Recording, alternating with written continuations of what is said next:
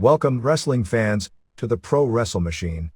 Whether you're tuning in from the Great American Bash or halfway around the world, we've got a jam-packed episode for you.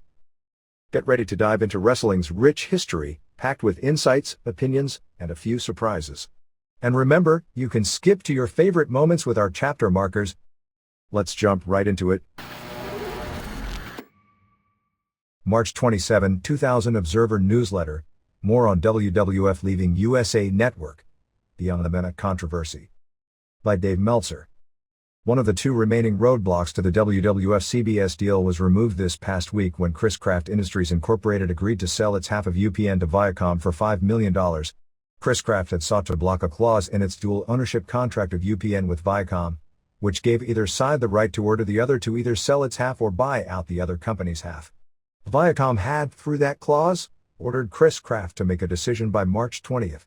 Chris-Craft went to court this week to try and get the buy-sell decision eliminated, claiming Viacom had already violated the contract because there was a clause about not buying into a competing network and Viacom had negotiated and is expected to buy CBS. Viacom's defense was that it hadn't purchased CBS officially yet, thus hadn't violated the clause. The New York Supreme Court ruled against Chris-Craft, giving the company until Monday to either buy out Viacom for $5 million or sell for the same amount. While $5 million is a tiny amount of 50% of a television network, the real problem is UPN, even in its current state where WWF has saved the network from probable extinction, is a huge money pit, and Chris-Craft, which had already lost $400 million. Total network losses are $800 million. In funding the network over its first 5 years, didn't want to handle the future losses on its own. A surprise player got involved toward the end, Barry Diller of USA Network, with the idea that Chris-Craft would buy Viacom and sell the half they bought to Diller, but Diller backed out and some reports say the talks were never serious. Because UPN has the rights to Smackdown, if they choose to pick up the option, through September 2001, Viacom not owning both UPN and CBS would complicate the proposed CBS deal for WWF because it would make CBS less likely to buy an equity stake in a company that has its main network show on a competing network. There are people within wrestling who now consider the WWF's move to CBS as a given. The Federal Communications Commission still has to approve of Viacom owning both CBS and UPN, which violates a law banning the same company from dual network ownership, but Viacom is said to be optimistic the FCC will change the provision due to the changing television landscape with 6 networks. According to WWF sources, a decision about the future of the WWF television product is expected in the next few weeks, and if the decision is reached, a possible announcement could be made just before WrestleMania to get one last big media hype for the company leading into its biggest event of the year. A deal with CBS and Viacom would likely result in Smackdown remaining on UPN along with UPN broadcasting the XFL on Sundays, TNN undergoing a new name and facelift, carrying the current USA Network cable package including Raw is War, cross-promotion on the many Viacom-owned networks, TV and radio stations and billboards which include MTV, as well as possible wrestling specials on CBS, TV movies with WWF talent and a possible CBS television show featuring wrestlers. It has been clear that the WWF Raw show would remain on TSN in Canada no matter what US carrier gets the show, even though TNN broadcasts into Canada. The WWF strengthened its hand once again this weekend, with Dwayne Johnson, Vince McMahon, Mick Foley, Paul Levesque and Paul White's appearances on Saturday Night Live leading to that show doing a strong rating. Johnson and White in particular came off tremendously in comedy skits. Vince McMahon responded to his part in the Beyond the Mat controversy with what seemingly was an ill-prepared and contradictory interview on the WWF website over the weekend. While some of the dispute between the WWF and Lionsgate can be attributed to philosophical differences and different recollections and interpretations, there are black and white issues where one side is clearly lying. The movie, in its limited release of 298 theaters, drew approximately $950,000 for a $3,188 per screen average, which was considered a respectable first weekend. It ranked number 19 in the first weekend, which is solid considering it debuted in such a limited number of theaters.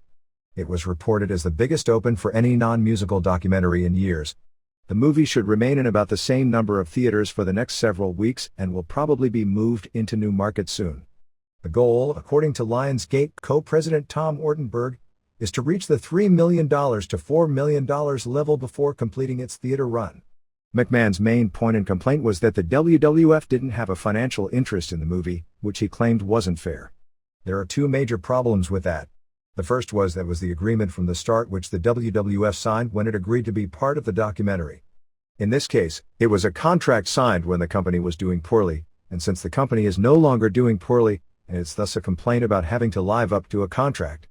The second is how much credibility could a documentary have if one of its main subjects has financial interest in the movie? McMahon claimed Barry Blaustein lied and deceived him with the idea that the movie would be released in some art houses as opposed to a big national release, and that it was a labor of love as opposed to a profit-making venture. Blaustein in Universal Pictures told us from the beginning of this having a possibility of a national release from the start as a best-case scenario, but certainly not anything guaranteed. A screen release wasn't even a serious probability until after the movie did strongly in its Los Angeles test run, and even then Universal decided against taking the project to theaters nationwide. WCW and ECW both confirmed the same story we were told, if not stronger, as both companies said they were of the impression with Ron Howard and Imagine Entertainment behind it that there was a good shot at a theatrical release, which is why WCW was cooperative with it at the beginning and also why it wasn't involved because Eric Bischoff refused to give up creative control over the final product. Roland Alexander, the promoter of All Pro Wrestling, which is also featured in the movie, claimed when they were approached about it in 1995 or 1996 and asked about getting paid for doing it, Blaustein told them it wasn't expected to make money and would probably air on public broadcasting and didn't even expect it even to make it to video. McMahon was mad that they were advertising it as the movie Vince McMahon doesn't want you to see, claiming he didn't care if people saw it or not. However, by refusing to sell ads for the movie, and by having Byrne call it boring and a snooze fest, the combination of the two would make that statement fair advertising. Whether that is the most effective form of advertising to wrestling fans, or to non-wrestling fans for that matter, is a different question, and it did lead to criticism in more than one newspaper by writers who felt the documentary didn't go far enough to reveal the underbelly of wrestling based on how it was being marketed. McMahon was also mad at a photo of Rock being used as one of the three faces, with Foley and Terry Funk, in the newspaper advertising, since Rock was not one of the three most prominent wrestlers in the movie. While there is the germ of a valid point there, it isn't as if Rock wasn't in the movie, or only in for a split second that was being exploited in the ad. WWF had already not allowed them to use any of the WWF's trademark names in advertising the movie. It is typical to print an advertisement for a movie with the idea that the ad would bring the most people to the movie, and in that case using Rock instead of Jake Roberts or Darren Drozdov made sense. Many times more marketable stars or women in provocative clothes or lack thereof in movies have the print ads based on them, even if another less marketable person or less marketable photo image actually had more screen time. And this complaint might be a little more valid had it not come from a promoter who advertised Steve Austin for the main event at Survivor Series in November, a show that may possibly have grossed more money than this movie ever will, with the knowledge that he was doing a bait and switch because Austin's name would sell more buys than the name Big Show. But then after saying he didn't care if people saw it or not, it proceeded to say the people who go to the movie are doomed to be disappointed, that the movie is a lie, that it lacks entertainment value, and that in Lionsgate's advertising they are hoodwinking the wrestling fans with the idea they are going to see a real movie when it's actually a documentary. McMahon complained that Foley wasn't going to make any money on the movie and he resented them using his intellectual property in a money-making venture, but in reality all of this was the deal agreed upon from the start. At the time, it wasn't as if people were beating down the WWF's doors looking to make documentaries with their characters, and the deal was no different than the deal WWF made and later regretted with High Road Productions with Wrestling with Shadows, which Bret Hart and the WWF didn't make any money from as per the agreed upon deal, because if they had, as if they had in this film, the credibility of the film would have been destroyed. McMahon complained that Blaustein changed the nature of the documentary several times, which is true, as anyone who followed the making of the movie from the start here in this newsletter would know. Ideas were battered around to simply explain to the public what pro wrestling really was and why he liked it, but that was nixed because there was so much media pub where every inside secret came out over the next few years, which rendered that idea useless. There were ideas to follow a young wrestler. Among the possible names were Matt Hyson, Spike Dudley, and Tony Jones, in their attempt to make it with a big organization, but those didn't pan out either. It's pretty clear the subject matter of the documentary was decided more upon what was shot that was the most entertaining and or interesting as opposed to what the original plan for the movie was when first formulated, which is also similar to Wrestling with Shadows where the final product and the original idea were totally different. McMahon complained that he had offered triple what the costs of the movie were to buy a financial interest in it, but was turned down. Where the stories gets contradictory is that even after seeing the finished product, McMahon, who himself and his company spokesman said wasn't entertaining, the WWF was still pitching a deal to buy into the movie. He also claimed one of the reasons that WWF wouldn't sell them ad time was because of the misleading newspaper ads with Rock's photo and the claim he didn't want people to see the movie. But the newspaper ad wasn't even formulated and was never released until after the decision was made not to sell the ad time.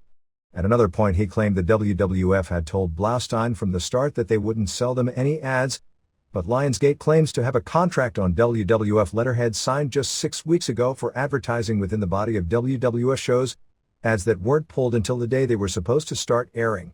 There has been talk that the contract, while signed, did have an out clause where the WWF could cancel airing the ads.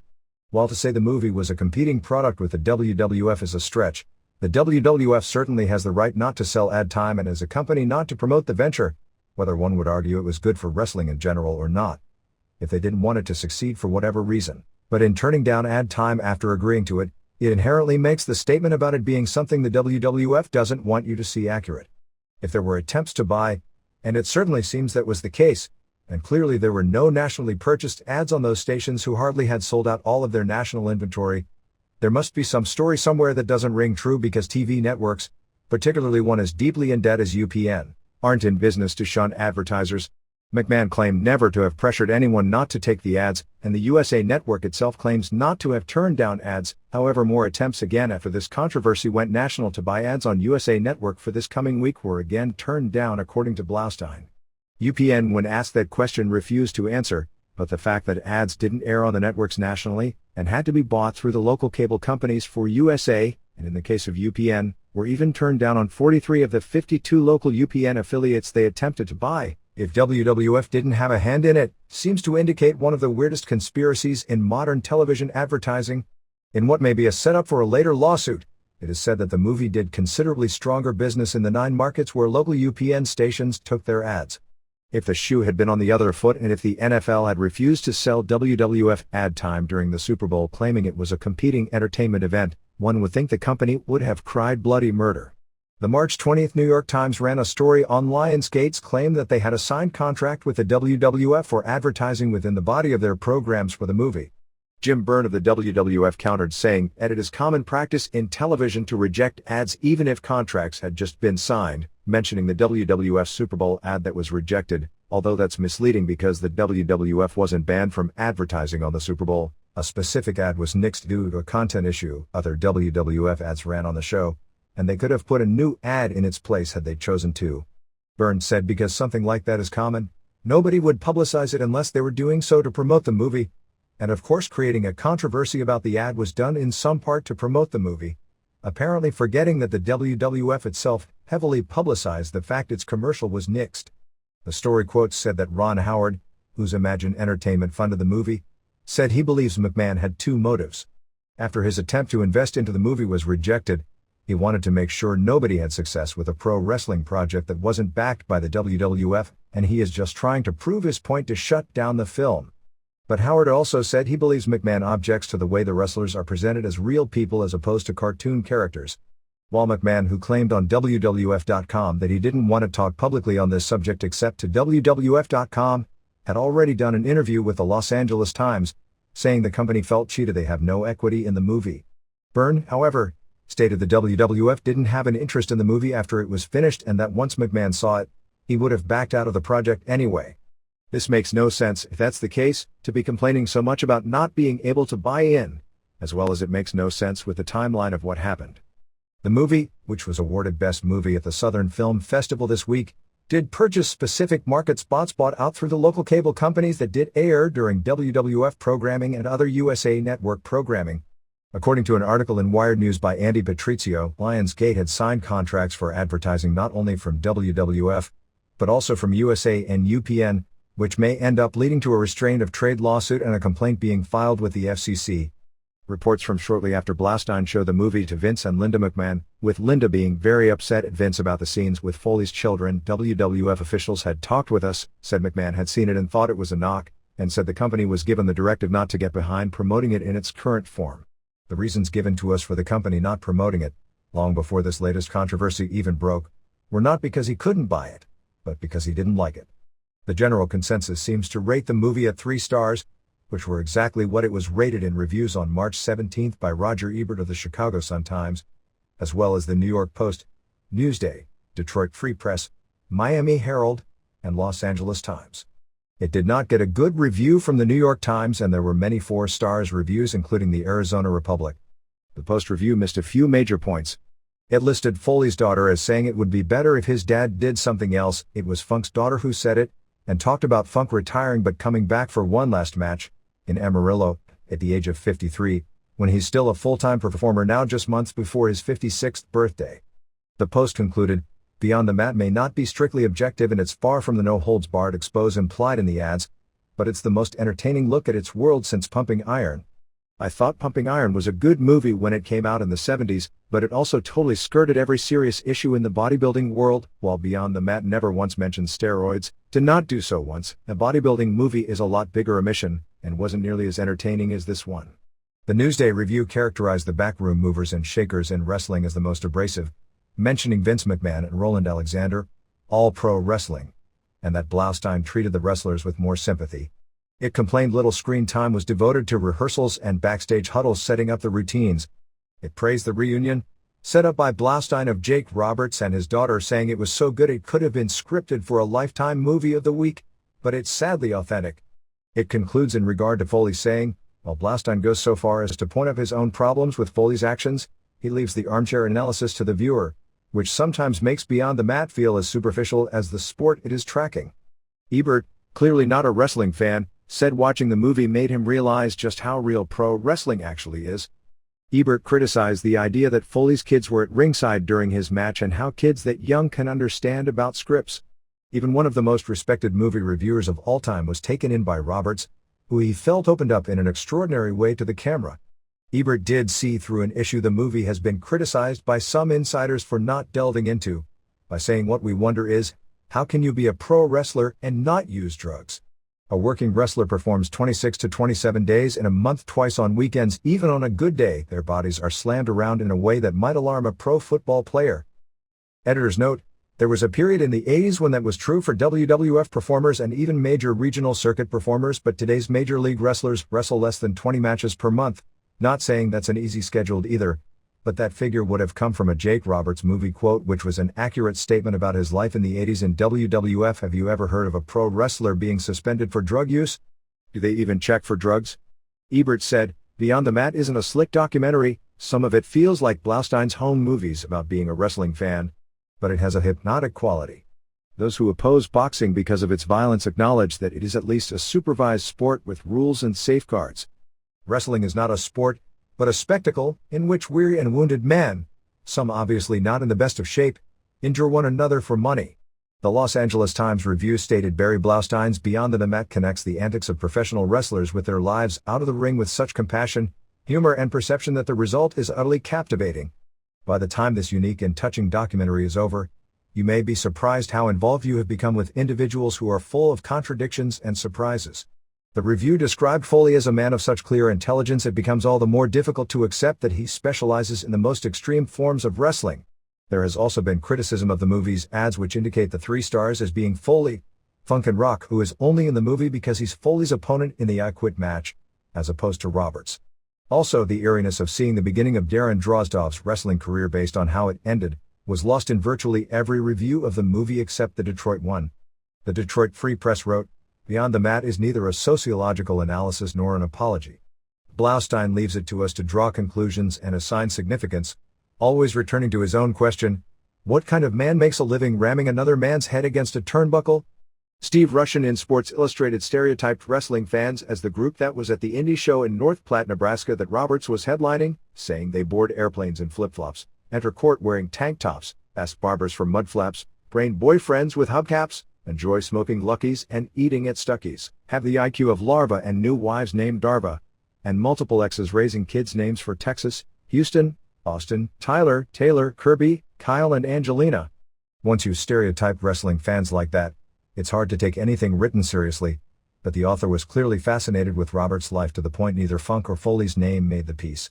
The Philadelphia Inquirer wrote the exploitation of wrestlers the film reveals is as disturbing as the violence they endure and compared it with Roger and Me, saying, it's an amazing example of what happens when you just let the camera roll and invite people to talk about what they do, and said McMahon's subsequent hostility and attempt to put a choke hold on the movie's prospects are unsurprising. The Parkway and West Roxbury transcript on March 15 ran a lengthy article on Funk, who said, "The film is as honest as you can be about me and my family. I'm in love with life. I don't ever want it to end." The city pages in Minneapolis criticized Blaustein himself for living up to the toothless image of wrestling fans with his Wonder Years-style narrative gushing about his childhood passion. It wrote, "Had Blaustein offered investigative material instead of naive encomiums, a more compelling tale might have emerged."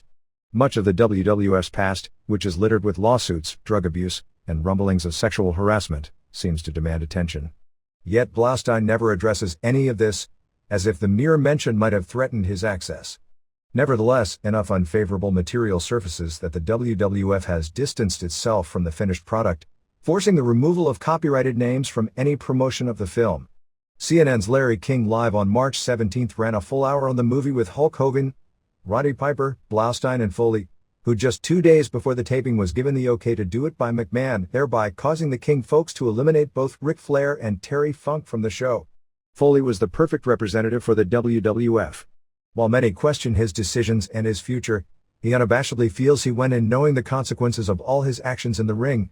Most of what he did that was dangerous he came up with on his own, and he got to live out his childhood dream and got to perform before a larger audience and become a bigger star than even he ever imagined he could. Not to mention all the people in power along the way he pegged him as being doomed to be a mid-carder who would never make serious money and wind up in a wheelchair by his 30th birthday. On the most telling scene in the movie, Foley explained it by saying his kids were actually fine a few minutes later, but he recognized it was a mistake to have them at ringside for that particular match, and Blaustein pointed out Foley is a great father. And the truth is that match was the exception and not the rule as to what pro wrestling was, as to what it will end up being. That statement may not hold up. In his role as a self-described real-life Muppet character late last year, bringing his kids to the matches as he sells and comebacks in comedy matches probably isn't anything that is really going to scar them for life. His wife's reaction to the ridiculously brutal "I Quit" match, similar to Julie Hart as the only normal outsider who by marriage is forced to occasionally reside in the surreal world of con men and 100% of the time swerve artists who think the whole world is like that, is probably the most honest part of the movie. Thus she was vilified by some wrestling fans and others within wrestling, at one time by McMahon, and Foley said she regrets being put in the position as the person who cried during a pro wrestling match.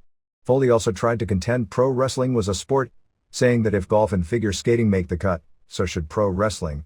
That was the same argument I used to make in high school, which got the golf coach furious. Actually, the floor exercises in gymnastics and synchronized swimming along with figure skating may be a better analogy than golf, except pro wrestling has no judges voting and sports have outcomes that aren't predetermined, although in many cases they are close to being such based on star power in those sports as well. The actual competition in pro wrestling, while very real for spots on the card and for money, is more abstract and political, and at the end of the night there are no true winners and losers, as there would be in golf or figure skating. Foley also very classily praised Funk, bumped from the show, as being representative of all that is good about pro wrestling. Blaustein was there to push the movie, but didn't go into depth about it, just seeming happy that Hogan and Piper didn't knock it, knowing ahead of time where Foley would stand. He even tried to downplay the most serious issue of the movie. The sponsorship boycott with the McMahon didn't push it because he didn't have a financial involvement line. That may be part of the reason why he didn't push it, but it's a completely different issue if he tried to bury it. For him to go on about it would have gotten in the way of pushing the movie, which is why he was there, but for King to drop that subject immediately, a genuine serious issue the movie raised far beyond the world of pro wrestling, while devoting so much time to those cheesy WCW backstage clips and clips of Hogan and Flair working in slow-mo, was sad.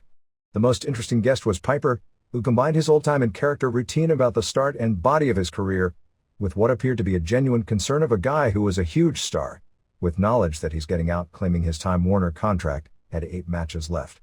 He came off as the typical older wrestler reaction of wanting the business to be better for the next generation of performers, and the disappointment in the knowledge that it really isn't going to be, and from an injury standpoint, is actually going to be worse. Piper, for the first time on television, admitted his matches were predetermined at one point, but said in the old days all they had was a finish, and what they did in the ring to get there they came up with on their own. But later when King, who was of the impression that in wrestling, the good guys always won, and Piper, who he thought was always playing the bad guy role, who with the exception of about 2 weeks with WCW in one of those immediately forgotten angles, has been a babyface for the last 14 years, always lost, and King noted he'd probably lose those last 8 matches, Piper came back disagreeing, saying for him to lose, the matches would have to be fake. On a more serious note, Piper was seemingly sincere in just hoping that wrestlers in the future have the medical benefits and retirement plans that his compadres, most of whom weren't Roddy Pipers and are now in their late 40s, crippled from ring injuries and struggling through life, didn't have. Even Foley, who abused his body more in a quicker period of time, and spent far more years lower on the totem poles than Hogan, who because of his size was a star by his third year in, and Piper, because of his mouth, was a headliner by his third year in, didn't talk about the plight of the average wrestler who didn't make low seven figures due to having a best-selling book on the market. Piper, who knew so many over a nearly 3-decade-long career, and are now back where they started because virtually all of his contemporaries are long out of the limelight, seemed to be the only one to have empathy for their plight. He paused slightly when King asked him if he could have made the same money as a bus driver, would he have rather done it, but did answer in the negative. Piper was the only one of the three who, act or not, seemed to recognize that the three on stage were the exceptions who made it, and when Piper went to Foley with the Bret Hart analogy of a retired wrestler being taken to the back of the barn by the promoter. While Foley didn't disagree, he said it was no different than an NFL owner, but it was pointed out at that point that is where the lack of retirement benefits and post-career medical actually does make it different. While Piper was adamant about wrestlers needing a union, Foley sort of agreed. A union would be nice, but it didn't seem like an issue that pushed his buttons, and then disagreed with Piper's assessment that the working conditions for a pro wrestler, at least in the WWF, weren't good. While trying not to insult his former childhood hero, questioned Piper on why he, who had made it big, was so bitter. The term bitter started to change Piper, who tried to be a little more good-natured the rest of the program. Hogan, when asked about a union, paused and said questionable. Piper, who claimed to have seen the movie 3 times and loved it, still told Blaustein he didn't go far enough on issues such as how the promoters manipulate the wrestlers. Hogan's performance seemed him playing the role of the elder statesman of wrestling who had been through it all but is now older and wiser. He was the master in that by running down his injuries right at the start, he stole Foley's thunder, and even at coming out at the end how he earned far more than Foley, it made Foley seem like someone not even at Hogan's level to the general public. As usual, it was the right performance at the right time. Even though anyone looking at numbers today can tell you without question that Foley is by far the biggest star of the three today, and he was also clearly the smartest person on the panel when out there, and not just by the fact King continually demurred to Hogan and treated he and Piper as bigger stars even with Foley's best-selling book sitting in front of him. To the public watching, Hogan came across as the star, Piper as being both concerned and also to the public based on his delivery as being somewhat out of it, and Foley as a wide-eyed teenage upstart just breaking through to the top, as opposed to retired wrestler as he was labeled on the screen or legendary wrestler as modern fans view him. At no point was it more obvious than during the talks about drug problems in pro wrestling. Foley skirted the issue because he, personally, has never had a problem. He's also the exception, particularly when it comes to practitioners of the style he has popularized. Piper admitted he did it all when it came to drugs, but claimed to have stopped when his first child was born, which was nearly 2 decades ago, and broke into a pro wrestling interview at that point about being a parent, which was embarrassing and which caused many wrestlers afterwards to laugh about. Hogan of course did the I did when I was younger and before the laws changed routine, but once he got older and wiser, well, you get the picture. The fact that just before his 47th birthday, he still looks larger than life and he was wearing a tank top on the Larry King Show never seemed to dawn on King as being something insightful, but King missed a lot more important things than that. Hogan also claimed to have seen the movie and liked it, but offered no actual opinion on it other than he wished he was in it. King, doing a subject he knew nothing about, was embarrassing, particularly when Foley and Hogan gushed over each other about wanting to wrestle each other. Hogan, we'd sell out the Pontiac Silverdome, and King asked Foley who would win if they fought on the level, which would be as stupid, particularly after the dialogue that had already taken place, as asking Wesley Snipes if he did a movie with Jackie Chan, who would win if they had a real fight. When the one serious issue in the real world that this movie raised was brought up, the networks refusing to take ads for it because a supplier of programming on their network happened to not like a movie, combined with fewer and fewer conglomerates owning more and more of the media, he dropped the ball and treated it as trivial. Maybe it would have bogged the show down from the entertainment value of seeing Brian Knobs in character taking off his shirt and doing a lengthy interview, 2 things that WCW doesn't even let him do on their own television shows. When Hogan admitted that steroids and pain pills are still prevalent in wrestling today, trying to justify them because it was just like any other sport, while true again, people don't drop dead from drug overdoses with nearly as much frequency in most other sports, but acting as if as he's gotten older and wiser, he doesn't do them anymore, King went on to the next subject without even asking about regulation or drug testing or what happens to these guys in later life or if they have a later life who abuse drugs in wrestling or what promoters do if these problems are still prevalent today. King was seemingly clueless watching tapes of the guys pounding on each other and not understanding how much they all enjoy the rush of the crowd more than they don't enjoy the pain that comes with it of performing, when even to a non-fan that lure of being somebody should be obvious. The most pathetic was a clip of Hogan pounding on Flair, and King asking who it is he was wrestling. While there is a generation of Americans who wouldn't recognize Flair on sight, King has had Flair as a guest on his show in the past, not to mention was scheduled to have him as a guest on this specific show, so his inability to recognize him made him look even more clueless on the subject. Foley was on WRQX radio in Washington, D.C. on March 17, which aired before the King show but after it was taped. He was critical of Hogan and Piper for complaining about all their injuries when he said he's had more injuries than both of them combined. He said that Piper is always in character and never acts normal and has gotten off easy in the business because he's got a big WCW contract and basically does no work. He also talked about his book and backyard wrestling. He said that Mae Young probably shouldn't be doing the bumps she does at her age and definitely shouldn't be stripping down to her underwear and bra. When asked about his retirement, exactly 3 days before unretiring for the second time this year alone, he said, "Sometimes I feel like I'm the only one who feels that I'm actually retired. Nobody believes me. I will probably come back for one big match in about a year, but for right now, believe it or not, I'm working on some children's books and other projects." In one of the biggest matches in the history of Mexican wrestling, Atlantis unmasked Villano Tercero on March 17 at Arena Mexico, headline EMLL's first ever pay-per-view show in that country. Villano Tercero would be ranked on most lists as one of the 15 biggest stars in the history of lucha libre. He had worn the trademark Villano mask for 27 years, dating back to his debut as a teenager, and became the first member of one of pro wrestling's most famous families to ever lose his mask in the ring. According to Ovaciones, the event drew 20,000 fans to the building, several thousand more than capacity. The arena sold out 2 days ahead of time, making it the earliest Arena Mexico sellout. Mexicans notoriously don't buy tickets for anything in advance, in the 67-year history of the promotion. Another 4,000 standing room tickets were put on sale on Friday morning, and they sold out immediately. It is believed to have been the second largest crowd ever overflowing into the most famous wrestling arena in Mexico behind only the 1990 Rayo de Jalisco Jr. win over Cien Caras in a masked versus masked match.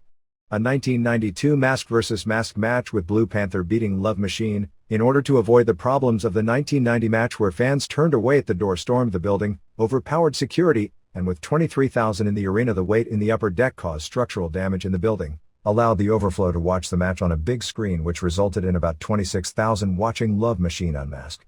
This past week, police the night of the show found more than 2,000 fraudulent tickets that scalpers had tried to sell in front of the building, which resulted in several arrests. Atlantis won the match in 26 minutes with a torture rack, causing Villano Tercero, to nobody's surprise, reveal his name as Arturo Diaz Mendoza, 47, the third oldest son of Rey Mendoza, from Mexico City. The oldest son, Villano I, long since retired, did not attend the show, while the second oldest son, Villano II, passed away many years ago. It was well known that all the Villanos were sons of Mendoza, easily one of Lucha Libre's 10 biggest stars in history, who accompanied his son to ringside for this match. Both Villanos 4 and 5 from WCW were also at ringside, as was 18-month-old Arturo Mendoza Jr. and V3's wife La Infernal. There was no interference in this match and both men were heavily cheered. Villano Tercero had won approximately 45 previous matches with his mask at stake.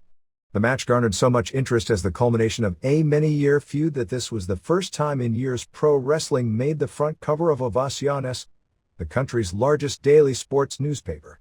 The match was reported as a classic scientific match with Villano, who was a face most of his career until the reverting back to his old character. Both men juiced buckets and it ended with one near fall after another. Nearly 50% of the crowd, which was an older audience, was pro-Villano, and it appeared to be somewhat common knowledge that he was going to lose. Villano was reported paid approximately $9,500 for dropping his mask. In the semifinal on the show, Shocker and Mascara Ano 2000 and Scorpio Jr. beat Pero Aguayo and Tarzan Boy and Rayo de Jalisco Jr. in a one-fall match. The newspapers talked about how the crowd booed Tarzan Boy out of the building, to the point he lost his composure. The show drew an older-than-usual audience. Since Villano Tercero is a superstar from another generation, Atlantis is really someone whose best matches were a decade in the past, and Aguayo, the other big draw on the show, is 54 years old. Ultimo Guerrero ended up as the winner of Torneo Siglo 21, beating Olympico in the finals of an elimination match that also included Dr. Oborma Jr., Starman, Violencia, Tigre Blanco, Zumbido, Antifaz, Rincor Latino, Tony Rivera, Archangel, Mascara Magica, Ray Bucanero, Astro Ray Jr. and Mr. Mexico in what was also reported as a great match. The opener on the show saw Ricky Marvin pin Sangre Azteca. A rematch at Arena Coliseo in Mexico City, another bloodbath although not at the level of the Friday match, saw Atlantis again win before a second sellout of 5,500 fans, and V3 was heavily cheered. Amidst backstage turmoil and before the smallest audience ever to purchase a major league pay-per-view event, World Championship Wrestling made no attempt to rechart its course for the future and ended up with the same product that has put it in its current position. WCW Uncensored on March 19 at the American Airlines Arena in Miami went back to being the Hulk Hogan show, as he won not only the main event twice but also the world title match that he wasn't even in. It has almost become a dark comedy, that the worse things become for the company and the more obvious changes have to be made, the more they continue to go stronger in the wrong direction. For many reasons, this pay-per-view was also unique because it was the first time they threw in the towel when it came to trying to sell tickets. Early estimates are the show did approximately 47,000 buys, hovering between an 0.12 and 0.13 buy rate, probably in the neighborhood of half of what the ECW pay-per-view the previous week figures to have done. The show drew just 2,543 paid for $97,925. For those keeping track, it was less than the paid tickets ECW did last week for its pay-per-view in Danbury, Connecticut, but for a slightly higher dollar amount, a number even less impressive when one realizes that they only did $7,000 in sales for the show, a few hundred tickets. After the first day they were put on sale at a point when no matches had been announced publicly. That, more than anything, shows the total lack of marketability of every match on the show, in that in every case for every angle shot and every match announced on television, nobody bought tickets. It's gotten to the point where everyone has forgotten the entire reason why exactly angles are shot in the first place. Actually, the other reason was because the realization before the first ticket went on sale that this was a building that Rock in his hometown a few months back couldn't sell out for a Raw, that it was going to be a problem, so free tickets were plentiful. There were 8,501 freebies out. The show had a slightly better atmosphere than some of the previous WCW major shows, but an audience that got in free is going to have a lower standard of expectation. 1. Artist Mike Hayner retained the WCW Cruiserweight title, pinning Psicosis, Dionisio Castellanos, in 7:22. To show elementary lack of planning, in the pre-match clips to build the match, they should have finished where Psicosis was pinned by Kaz Hayashi as opposed to the match where he beat Hayashi. Before the two locked up, the music played and Chris Candido came out, and he'll be called Hard Knocks Chris Candido. He got no reaction past the first 2 rows of ringside. Unfortunately for him, he was immediately buried by being typecast as a cruiserweight at a time when that division still has the jobber perception. Candido did bring up, without mentioning her name, Tammy Sitch, saying they wouldn't let his valet come out with him. Since that was an approved line, that means they must still have her in their plans even though they nixed her coming in at the moment. The match was very sloppy and probably the worst Psicosis match ever on pay-per-view. At one point Juventud Guerrero was getting his ass kicked by Paisley with Mark Madden screaming catfight, so WCW is now coming down to being the company that spoofs ECW. Psicosis did his leg drop off the top rope, but Paisley distracted him before he made the cover. Artist climbed the ropes and hit the move again. That's 3 in a row. 1/2 star. 2.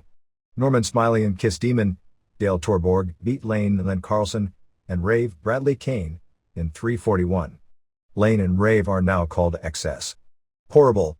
Demon and Rave can't work at all. Lane and Rave's mic work gets no reaction. Miss Hancock, who gets a reaction, came out and announced she was managing Los Fabulosos. Smiley ended up giving this match a mercy killing using the chicken wing on Rave. XS blamed her for the loss and tried to kidnap her. To her acting credit, she didn't even make the slightest attempt to act concerned or fight the kidnapping. Smiley and Demon saved her and brought her into the ring to dance. Somehow that spot gets over a lot better in WWF rings. -1 star. 3. Bam Bam Bigelow. Scott Bigelow beat Wall, Jerry Toot, via DQ in 3:26. The highlight was Wall splitting his pants. They brawled to the back where Wall choke slammed Bigelow through a table for the DQ. Dud. After the match, David Flair and Crowbar both attacked Wall. They carried Bigelow out on a stretcher after a chokeslam through a table, which is a transition spot on an ECW show. Wall and Crowbar ended up on the top of the entranceway, approximately 13 feet in the air, and Wall chokeslammed Crowbar off into what appeared to be a gymnastics pit covered by a blanket. At least they did the spot fully prepared and with the safety of the performer as the prime concern. 4. Brian Knobbs, Brian Yandrasovitz, won the hardcore title from 3 Count, Shane Helms and Shannon Moore and Evan Kavagias, in 6:51. This was a 3-on-1 and Knobbs had to pin all 3 men, so naturally, all credibility aside, he killed them. Knobbs dedicated the match with Bigelow and Crowbar. I guess they died in valor. Crowd popped for the garbage can shots. Helms, wrestling with a broken nose and a nose protector, he's supposed to be out of action a few more weeks, did a splash off the top of a 7.5-foot ladder. Karagias followed with a corkscrew off the ladder and Moore did a senton off the ladder. That should kill the average mortal, but not Knobbs, who got right up as they celebrated and sprayed them all with a fire extinguisher and pinned Helms by putting a chair on his head and smashing the chair with a broomstick in 3 minutes. Knobbs power bombed Karagias over the top rope through a table and pinned him on the floor in 4:15. They did a false finish where Helms dropkicked Knobbs off the top rope, and they were supposed to go through another table, but that didn't happen and Knobbs was pinned while he was all over the ropes. They restarted and Knobbs got the pin holding a garbage can to his chest and splashing Moore off the ropes. 1.5 stars. 5. Booker Huffman, and Billy Kidman Peter Gruner beat Harlem Heat, Lane Huffman and Tony Norris, in 6:59. This was probably the greatest match the new Harlem Heat will ever have. They mainly got heat on Kidman.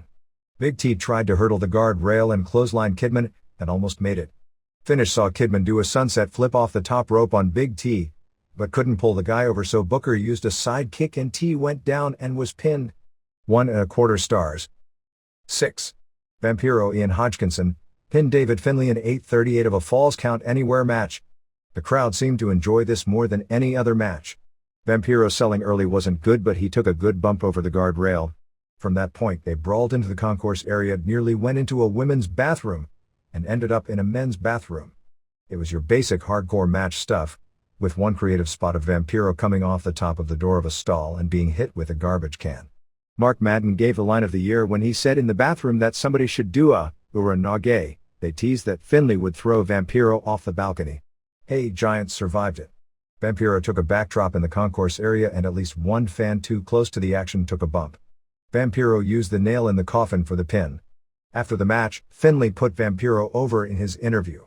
2.25 stars. 7. Ron and Don Harris won the WCW tag titles over Big Vito, Vito Lo Grasso, and Johnny the Bull, John Hugger, in 8:45. This match was backed by popular demand after what a rousing success it was in England. Either Disco Inferno or Mark Madden made mention about how one of the team members was a guy just out of the power plant, which is true, but I thought he was a mob guy working for Chuck Zito's family. A boring mess. Disco hit Ron with the title belt, but he kicked out. Ron then hit Disco, Vito and Johnny with the title belt and used the H-bomb on Vito for the pin. 1/2 star. 8. Dustin Rhodes, Dustin Runnels, pinned Terry Funk in 9:01 in a bull rope match. Funk came out and said the only difference between Dustin and his father was that his father was fatter. This led to Funk being booed since Dusty Rhodes' hottest city for much of his career was Miami. Funk worked real hard, but the crowd wasn't buying it. They actually didn't have the bull rope tied up until 4 minutes in. Rhodes bulldogged Funk on the cowbell. A guy in a chicken suit ran in, which took whatever seriousness there was in the match away. Rhodes knocked out the chicken with a cowbell. They played clucking noises as Rhodes was pounding and chasing the chicken. Clearly this was either the idea of someone who wasn't a wrestling fan, or someone who simply wanted to make sure this match didn't get over. Funk said he was changing it to an I Quit match. Funk then knocked out ref Billy Silverman. After a million cowbell shots, with no juice, Rhodes quit. Of course there was no ref to hear it. Rhodes then hit Funk with a million cowbell shots and pile-drove him on the bell for the pin. 1 star. 9. Sting, Steve Borden, pinned Lex Luger, Larry Fole in 7:01 in a lumberjack match. The idea was all the lumberjacks would have casts. The first group of lumberjacks were the wrestlers Luger had done the broken arm trick to, including Doug Dillinger and Jimmy Hart. Hulk Hogan wasn't there, because of the divine powers of Hulkamania, and of having creative control, his arm had already healed so he had no need for the cast. Not to mention he's smart enough not to dilute his character by being a lumberjack. Luger then brought out a bunch of guys like Hugh Morris and Harlem Heat wearing casts. Nothing happened in the match. Tank Abbott came out, and decked Dillinger. On WWF, Vince McMahon does a one-punch knockout of Triple H. On WCW, the master of the one-punch knockout never uses it on anyone higher on the food chain than Dillinger. And they don't understand why nobody gets over. All the lumberjacks started brawling to the back in one of the most unconvincing brawls you'd ever see, particularly watching the former Ahmed Johnson with nobody to brawl with just walk to the back. Vampiro and Jimmy Hart stuck around. Ric Flair and Liz came out. As Flair interfered and took some bumps for the cause, Liz hit Sting in the shoulder with the bat. Hart dragged Elizabeth away. Luger racked Sting, but Vampiro hit Luger with the bat and Sting scored the pin with the Scorpion Death Drop. This match did have one redeeming value in that Sting and Vampiro came together at the end and were treated as equals, so it should make Vampiro a player. 1/2 star. 10. Sid Vicious. Sid Aoudi retained the WCW title pinning Jeff Jarrett in 7:36. Jarrett did as good a job as humanly possible with Sid at this stage and it really wasn't bad early on. Jarrett got a near fall after a belt shot, which seems to be the most overused cliché finish in both WWF and WCW these days. After a low blow, Jarrett beat up ref Nick Patrick, which made perfect sense since he then laid out Sid with a guitar shot and there was no ref to count. Mark Johnson ran out to count with Hogan limping behind him. Hogan saved the day, beating up Jarrett and the Harris twins, who were interfering frequently, before giving Jarrett the leg drop and putting Sid on top for the pin. After the match, Scott Steiner came out and cracked a guitar on Hogan's back. 1¼ stars. 11. Hulk Hogan. Terry Bollea pinned Ric Flair, Richard Fliehr, in a strap match in 14:28. Flair came out immediately after Hogan got conked to start the match. Hogan sold for all of 40 seconds the beating from Steiner before making his comeback. Flair juiced. Flair's work in this match was the best it's been in a long time, but because his body is showing his age, people aren't taking him seriously. Seriously, when he took the bumps for Sting wearing the t-shirt he looked cool. His work is good but he's got to wear a t-shirt now or fans can't get past the body and dismiss him at first sight. Hogan whipped Flair with the belt. They traded hard chops. Hogan's offense wasn't good.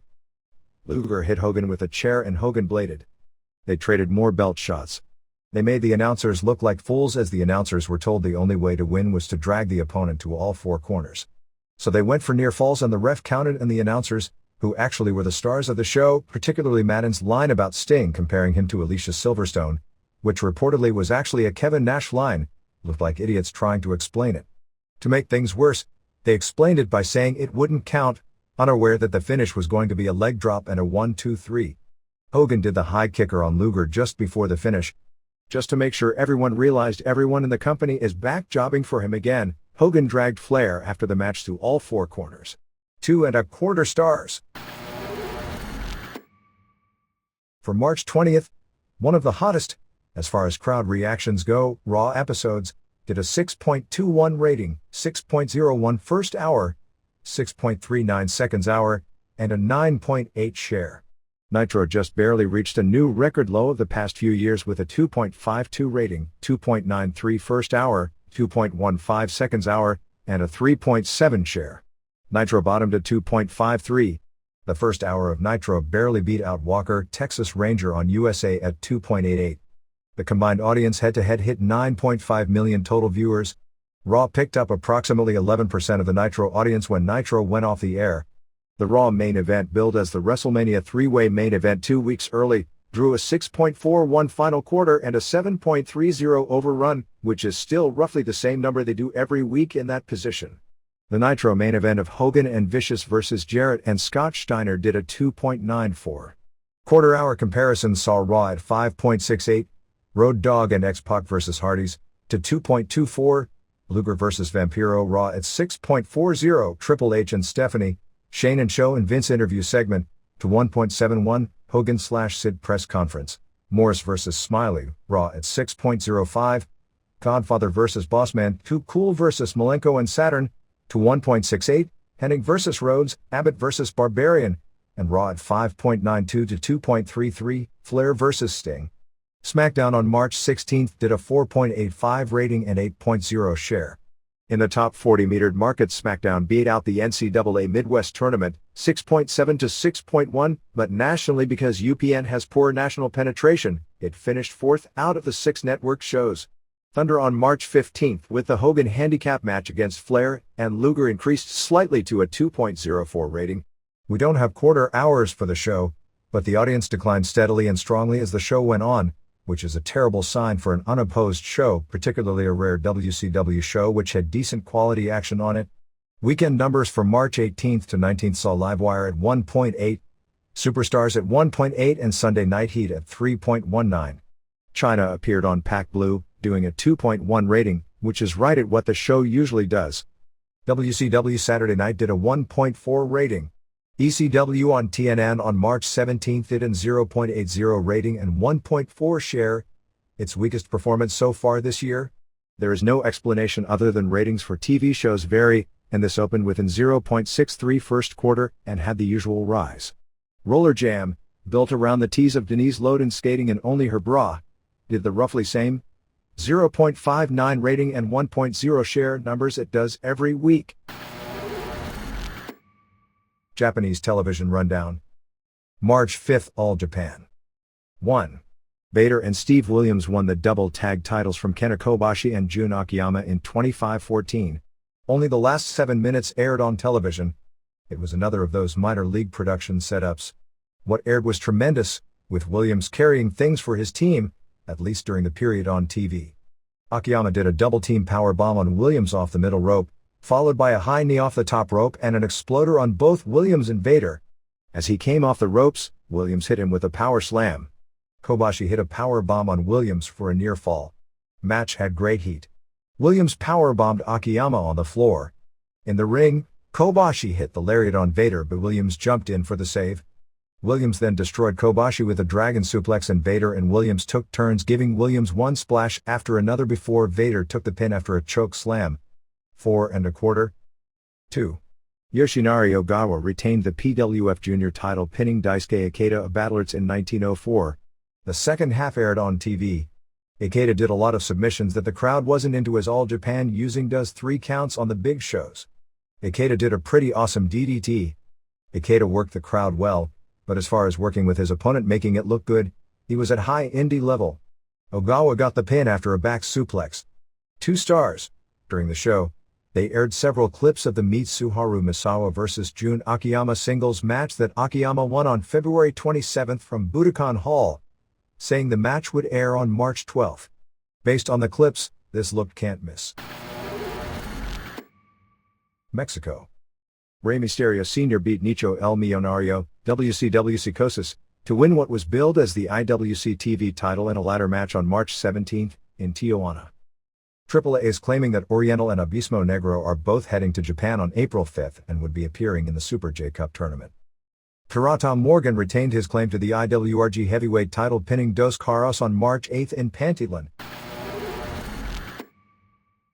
All Japan. Kenta Kobashi shaved his face in front of 20 photographers. After his loss to Vader on January 15, 1999, he vowed not to shave his face clean until he beat Vader, which he did in the Triple Crown match on February 27. New Japan. They are doing an angle where Shinya Hashimoto is training under Seiji Sakaguchi to learn judo for his match with Naoya Ogawa, a 3-time world judo champion. Sakaguchi was a Japanese national champion in judo during the 60s before becoming a major star in pro wrestling. Ogawa then challenged Sakaguchi to get into the ring and make it a handicap match. Ogawa said beating Hashimoto by himself would be easy. On March 19th in Nagoya, Sakaguchi said that if Hashimoto wants him to second him, he would do it, but that he wanted Antonio Inoki to second Ogawa. Then Sakaguchi got excited and said he wanted a tag match against Inoki and Ogawa. On the March 19th Nagoya show before 9,000 fans, Kensuke Sasaki retained the IWGP heavyweight title, beating Satoshi Kojima in 25-02 after a punch to the face, a Frankensteiner, his Ippon-zai, Scorpion Deathlock, Northern Lights Bomb and Lariat. This sets up what was at first announced as the first ever IWGP heavyweight champion, defending the title against the junior heavyweight champion, with Sasaki vs. Jushin Liger for April 7th at the Tokyo Dome. Sasaki since said that since both hold titles, that it should be a non-title match. Liger pinned Shinjiro Otani on the same show. The current tour ended before a sellout 6,000 fans in Amagasaki, with Yuji Nagata and Manabu Nakanishi retaining the IWGP Tag titles, beating former champs Masahiro Chono and Hiroyoshi Tenzan, reforming their team after a lengthy point apart, with Nakanishi racking Tenzan after he missed a diving headbutt in 24-26. Also on that card saw the first ever singles meeting with Fry vs. Liger, ending with Fry winning with punches. The tag title match was set up on March 16 in Kyoto when Nagata and Nakanishi won a non-title over Chono and Tatsutoshi Goto. Tenzan came out after the match and issued the challenge for the tag titles. New Japan and TV Asahi had a meeting early in the week to decide the order of matches, since the April 7th Dome show is airing live in prime time.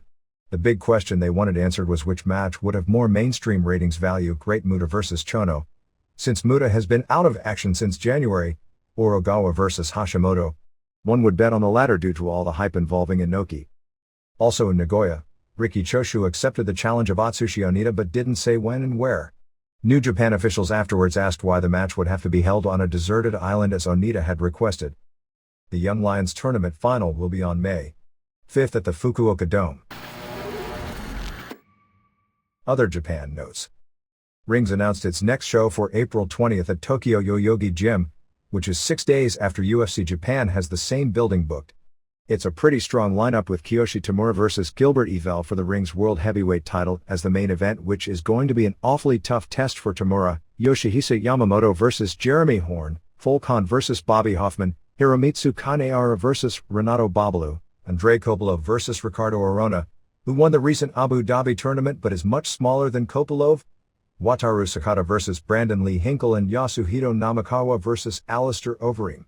Yamamoto and Sakata will also work on the WWF Shoot show on May 13th in Muncie, Indiana against Hinkle and Louis Burgett respectively.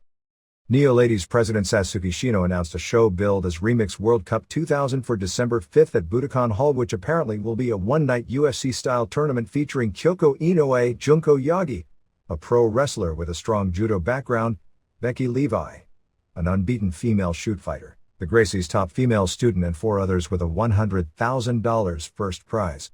Shino is trying to sign Kyoko Hamaguchi, the many-time world women's freestyle wrestling champion, and Miyu Yamamoto, a world champion in freestyle, to compete. Yamamoto competes in a very lightweight class in freestyle, so one would think she'd be far too small in an open tournament. It was announced that the winner of the Super J Cup would get the old WWF light heavyweight title belt. This is the belt created by Hisashi Shinma when he was WWF president for Gran Hamada in 1981 and mainly was defended in Mexico until it became part of the J Crown in 1996. When WWF recreated its light heavyweight belt, it threatened a lawsuit over the usage of the title in Japan and Mexico, so the title name in Japan disappeared, but I believe Great Sasuke kept the actual physical belt, which the WWF didn't own. The belt, which on it reads WWF Light Heavyweight Champion, will become the J Cup title belt. AAA will be running a 5-show tour of Japan from July 5th through July 9th with Octagon, Pentagon, Cibernetico, Abismo Negro, Electroshock, Heavy Metal, Latin Lover, If His Knee Is Ready by This Time, Oriental, El Alabrije, Pathfinder, AAA Psychosis, Hysteria, Charlie Manson, AAA Mascara Sagrada, Oscar Sevilla, Mini Abismo Negro, Octagonchito, Esther Moreno, Xochitl Hamada and Refs Tirantes and Pepe Casas. Akira Maeda said upon returning from Abu Dhabi that Kiyoshi Tamura was not going to jump to Dream Stage Entertainment, and said that Pride doesn't understand how to make matches that fans want to see. FMW is going to run a bigger than usual tour from April 28th to May 5th, ending with a major show at the Tokyo Komazawa Olympic Park Gym called Backdraft, which will feature many ECW stars, including most likely Mike Awesome vs. Masato Tanaka for the ECW title. The next major FMW show is March 27th at Korakuen Hall, with Tetsuhiro Kuroda defending the WU title against Koto Fuyuki and a singles match with H vs. Kyoko Inoue. On the March 27th to April 11th tour are Balls Mahoney, Tracy Smothers and Crazy Boy plus a mystery wrestler from FMW. April 11th at Korakuen Hall has H and Mr. Ganasuke and Hisakatsu Oya and Kuroda and Willie Takayama vs. Inoue and Fuyuki and Mahoney and Chocoball Mukai and a mystery partner. IWA Japan ran its biggest show of the year on March 17th at Yokohama Bunka Gym, which did an American angle where owner Kiyoshi Asano put up the company against Tarzan Goto in a 10-man tag match, and Goto's team won, so supposedly Asano must leave the company he created. Goto's team even on March 24th in the ring did a funeral for Asano, complete with a casket and a hearse. This will probably last about 26 days, which is roughly the median length of most pro wrestling retirements and never coming backs. Gia ran both afternoon and early evening shows at Osaka IMP Hall on March 20th to help build up the heels for the Crush Gals reunion. On the first show, Mayumi Ozaki pinned Chigusa Nagio in 6:48 after 20 spinning back fists, Urakens. The second show saw Devil Masami and Ozaki form a tag team to beat Linus Asuka and Kaoru. Kaoru was laid out early, as Masami and Ozaki had outside help from Akira Hokuto. They all attacked Asuka, who juiced heavily, and Masami ended up pinning her. They continued to beat her until Nagio made the save. Nagio screamed who wants to be their opponents for the May 14th Ariake Coliseum show, and Hokuto and Masami and Ozaki all raised their hands. JWP and All Japan Women are setting up a double title match with WWWA champ Manami Toyota versus JWP champ Ran Yu. Mari Apache won the Sky High version equivalent to a junior heavyweight title from Shaparita Asari on March 15th at Korakuen Hall underneath Asia Kong and Mariko Yoshida, retaining the Twin Stars version tag titles over Ri Tamada and Hiromi Yagi. Here and there.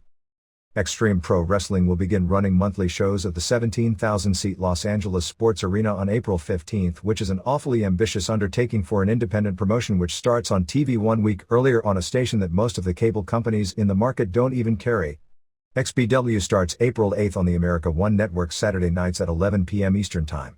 The show can also be viewed on the internet during that time period on the America One website. The company has also reportedly offered six-figure contracts to the likes of Sabu and Shane Douglas. On the March 18th Memphis Championship Wrestling show, Lance Russell announced they would be holding a tournament for the Old Southern title, which were some of the matches taped at the last taping. They also announced Bruce Pritchard as the commissioner for the group. Pritchard is doing a heel role, aligning himself with Steve Regal. On Power Pro, they did one of their hottest angles ever when Brandon Baxter shoved Dave Brown. The crowd went crazy for Brown, who has been doing the Memphis announcing for 3 decades. Randy Hales fired Baxter, but lawyer Perry James claimed that Baxter had an unbreakable contract. Hales told him to sue him. Brown told Hales not to fire Baxter but to keep him employed to make him miserable, and Hales agreed. At the end of the show, in a tag title match with Moondog Spot and Derek King versus Havoc and Wolfie D, now a heel, Baxter was on the top rope and Brown shook the ropes and Baxter crotched himself, and of course the faces went over for the belts. The show ended with Brown threatening that Baxter would get even more next week.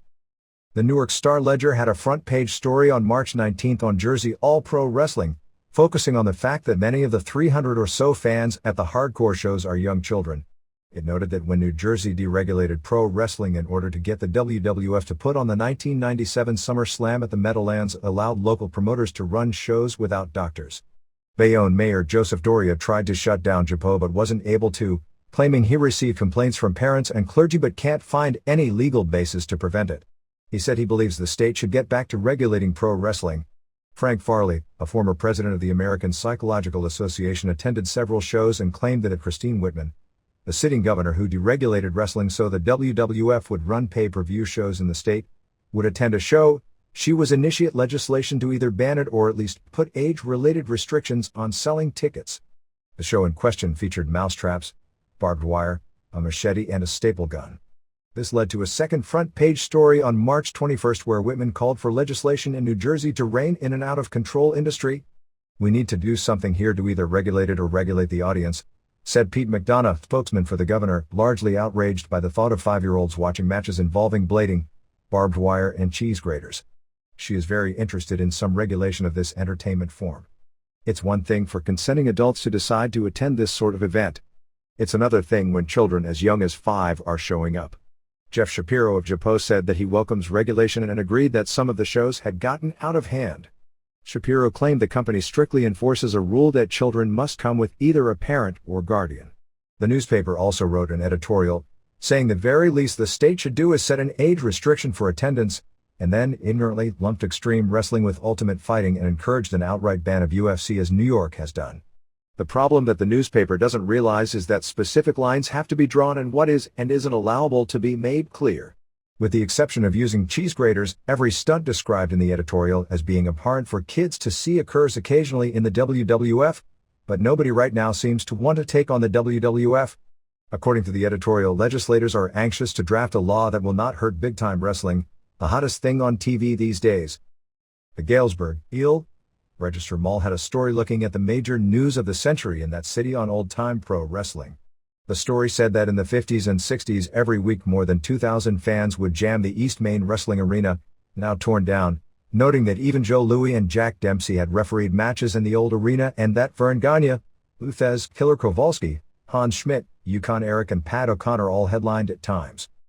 Sabu will be working March 26 in Guelph, ONT for the Hardcore Wrestling Federation on a show which also includes Chris Condito vs. Rhino in what they are advertising as a WCW vs. ECW flag match. Sabu apparently starts March 31 with Stampede Wrestling.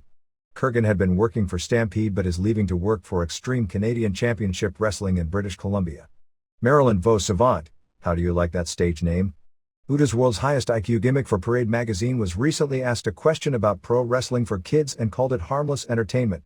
A reader challenged her to watch a show and make that claim. She responded back, "Was I ever wrong? I hadn't watched wrestling since I was a kid, and I'm flabbergasted at how low it has sunk. Please accept my apology for that uninformed opinion." The plans for a Christine Jarrett Memorial Show in Nashville have been shelved. On the March 19 NWA Worldwide Show in Nashville, the main event saw a loser leaves town for 30 days match with New South, Corey Williams and Ashley Hudson, versus main event, Stephen Dunn and Reno Riggins. It was pretty well known in the building that Dunn and Riggins were losing to go on a one-month USO tour of Asia. About 7 minutes into the match, they did a finish where main event won and Riggins took the mic and said, "For all you people that think you know what's going on around here, screw you, I know the booker." After that, however, the match was restarted and the right team won anyway. UP is running its debut show on April 14th at Grand Slam USA in South Plainfield, New Jersey with El Hijo del Santo, Jasmine St. Clair, some local California luchadores, and local area wrestlers.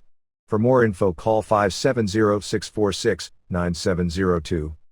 Caribbean Championship Wrestling on April 7th in Aruba and April 8th in Curacao has Typhoon vs. Tatanka, Marty Jannetty vs. Mike Enos plus Brian Blair, Steve Kieran and Joe Gomez Wrestling and Jimmy Backlund, formerly Jimmy Del Rey of the Heavenly Bodies, whose career ended due to a variety of in-ring injuries, as referee. Joe Laurinaitis, Road Warrior Animal, will be at the Academy Awards as the escort of Marissa Lang. Lang, who is married, said it's all about business, trying to make sure people see Laurinaitis and get a buzz about him, because both Road Warriors are scheduled to star in her next project. Chris Cruz, who will be appearing on the April 3rd Court TV special on pro wrestling, which also includes Linda McMahon and myself, wrote a column this past week in the Winston-Salem paper saying that allowing kids to watch pro wrestling borders on child abuse, and he's saddened by that. He said the excuse wrestling promoters have used for criticism for offensive storylines that they are mirroring society isn't the case because wrestling is not driving trends. Cruz wrote, "Promoters are sending the message to them, kids, is that brutality wins. All minorities and women are to be disrespected. Blacks are pimps and Asians are sneaky." The suggestion, also, is that it's all right for the good guy to cheat, use chairs, baseball bats, guitars, hammers and shovels if that's what it takes to win. ISBW on March 26 in Tenafly, New Jersey at the middle school has A. Starling vs. Samu plus Steve Corino vs. Mikey Whipwreck. April 14 in Belvedere, New Jersey at the high school has a for the Samoan, Sal Balomo, Samu, Darling, and a for Junior. MMA shows in Honolulu, a longtime hotbed for MMA with the regular Super Brawl cards at the Blaisdell Center, is under attack again, as the House of Representatives in Hawaii has introduced a bill proposing the ban on combative sports. The legislature passed a bill previously banning extreme fighting, but the law allowed legitimate sports. Promoter T.J. Thompson called his sport the sport of pancration and that it was sanctioned by both the United Full Contact Federation and the Shudo Commission in Japan, so the law didn't affect his shows. The legislators realized they wrote a law that specifically allowed what they were trying to outlaw, so now they passed a new law stating that boxing, kickboxing, wrestling, judo, taekwondo, karate and kempo are the only legal combat sports in the state, and that kickboxing matches could not include using any wrestling holds, striking a downed opponent, submissions or chokes, and everything else is illegal. It appears the bill will be passed in the House before being sent to the state Senate. A hearing is scheduled on the bill for this week. K1 ran its first major event of the year on March 19 at the Yokohama Arena, headline by Andy Hug beating Musashi via a majority decision. The show drew 11,800 fans, well under capacity. However, The fact they couldn't sell out wound up as a minor story because the TV coverage of the show, which aired from 10:30 p.m. to midnight, drew an 18.1 rating on NTV, considered a phenomenal number for the time slot. The feeling is this really boosted Hug's status as a superstar in Japan because he had no underneath help in drawing the number, and the number was on par with what the Grand Prix did last year. In the main event, 2 of the 5 judges gave Hug 1 round and ruled the other 4 as even rounds. The 3rd judge ruled all 5 rounds as even. Musashi fought with a broken finger in his left hand suffered in training. The opener featured sometime indie pro wrestling cult figure Mitsuhiro Matsunaga, who was knocked out in 30 seconds of the first round by Great Kusatsu Jr., Kenji Kusatsu, making his K1 debut under kickboxing rules. They made a big deal that K1 wouldn't allow Matsunaga to use a barbed wire baseball bat. Kusatsu's father was a pro wrestler in Japan during the 70s. Kazuyoshi Ishii announced all the top Japanese fighters in the group including Musashi will be entered into a 16-man tournament which starts with 8 first-round matches on May 28th in Sapporo with the final 8 going to July 7th in Sendai to determine Japan's representatives in the K1 Grand Prix tournament. Due to all the complaints regarding the lack of a main event, DirecTV stopped all the replay airings of UFC after March 14th. It's really weird because they aired several replays before announcing they were canceling because of consumer complaints. In a sense, there was a problem since DirecTV was still running ads for the show built around the Kevin Randleman vs. Pedro Rizzo match after Friday for the replays after it was known the match wasn't taking place. As it turns out, Randleman's injury occurred during the first match, so it was kept from the audience for more than 2 hours. Still, this was an injury that wasn't known before the start of the show, or worse yet, a booking ripoff, WCW Halloween Havoc 1999, which, by the way, WCW has yet to recover on pay-per-view from that act of booking brilliance. By the way, it was one great feud with Hogan coming back against Authority a few months later it built to, or even worse yet, blatant false advertising and withholding a career-threatening injury to the biggest star in the business for the purposes of drawing one more goodbye rate with his name. Survivor Series 1999. Despite complaints from consumers on both of those shows, no replays were canceled. The only example of replays being canceled, with all the false advertising done in pro wrestling, was an event that didn't involve false advertising, the 1999 Over the Edge, where one replay aired but all subsequent replays were canceled. But that was a decision made by the WWF, not by the cable or satellite companies, not one of which in any of the above circumstances took it upon themselves to cancel replays because the advertised main event had failed to be delivered.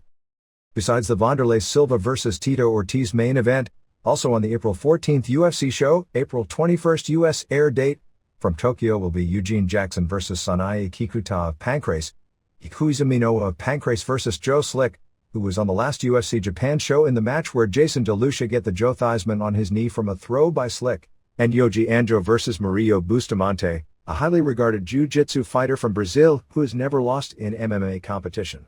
Kenichi Yamamoto, who won the UFCJ tournament last year, is out of the show and possibly out of MMA for good due to a problem with bleeding in his brain which made him susceptible to be knocked out. Akira Maeda forced him to retire from ring some time back for that very problem. Dan Severn vs. Bart Vale in what is billed as a shoot fight.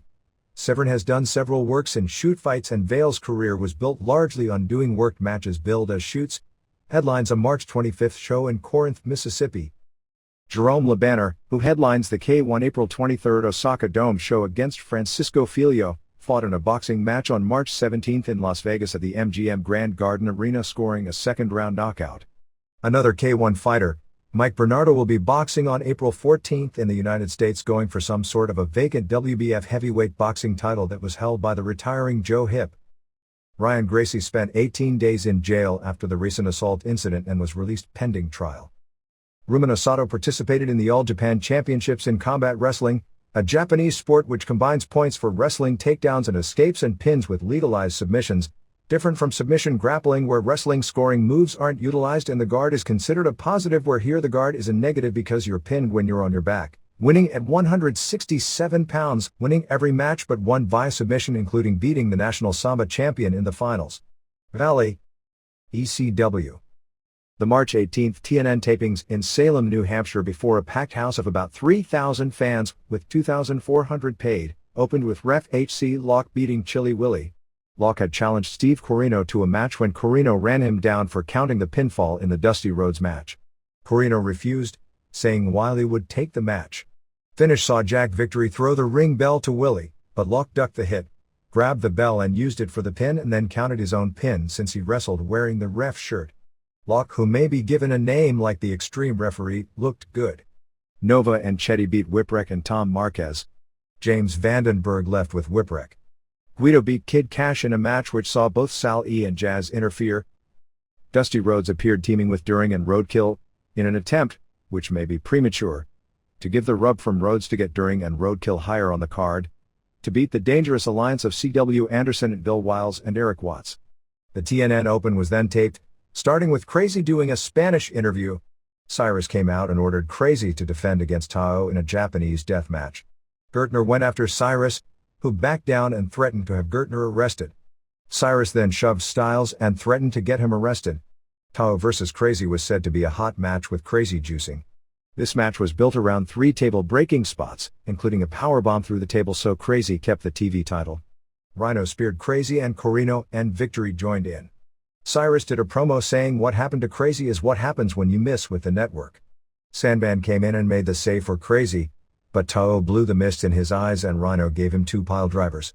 Cyrus asked if anyone else wanted to defy the network and Mahoney came out, but they all beat him up as well. Rhino later pinned Mahoney in a short match after a spear through a table. Dreamer beat Grimes in a hot match. All the Baldies got involved. They brawled in the stands and Grimes climbed off a scaffold onto Dreamer. Dreamer also came off the scaffold onto Grimes through a table. Finish saw Grimes miss a senton and Dreamer score a roll-up. Main event saw Credible and Storm keep the tag titles, beating Awesome and Raven. It was a short match with the requisite catfight spot ending when Francine went to throw powder. Credible ducked and it went in Raven's eyes and Credible pinned him after Storm his a missile dropkick. They teased before the match a Francine babyface turn, already. When James Vandenberg took credit for putting Awesome and Raven together and Francine said she was the one who deserved the credit. New Jack is expected back in 2 weeks. Storm may have a mild concussion from the weekend. Mahoney is leaving for another FMW tour for a few weeks. In Worcester, Massachusetts the previous night at the house show before 1,400 fans, they put Crazy vs. Rhino for the TV title on top. The fans didn't buy it, chanting "We want Sandman," who missed his flight in and arrived literally just after the show ended. Marty Garner, who was the Dup brother, pucked up.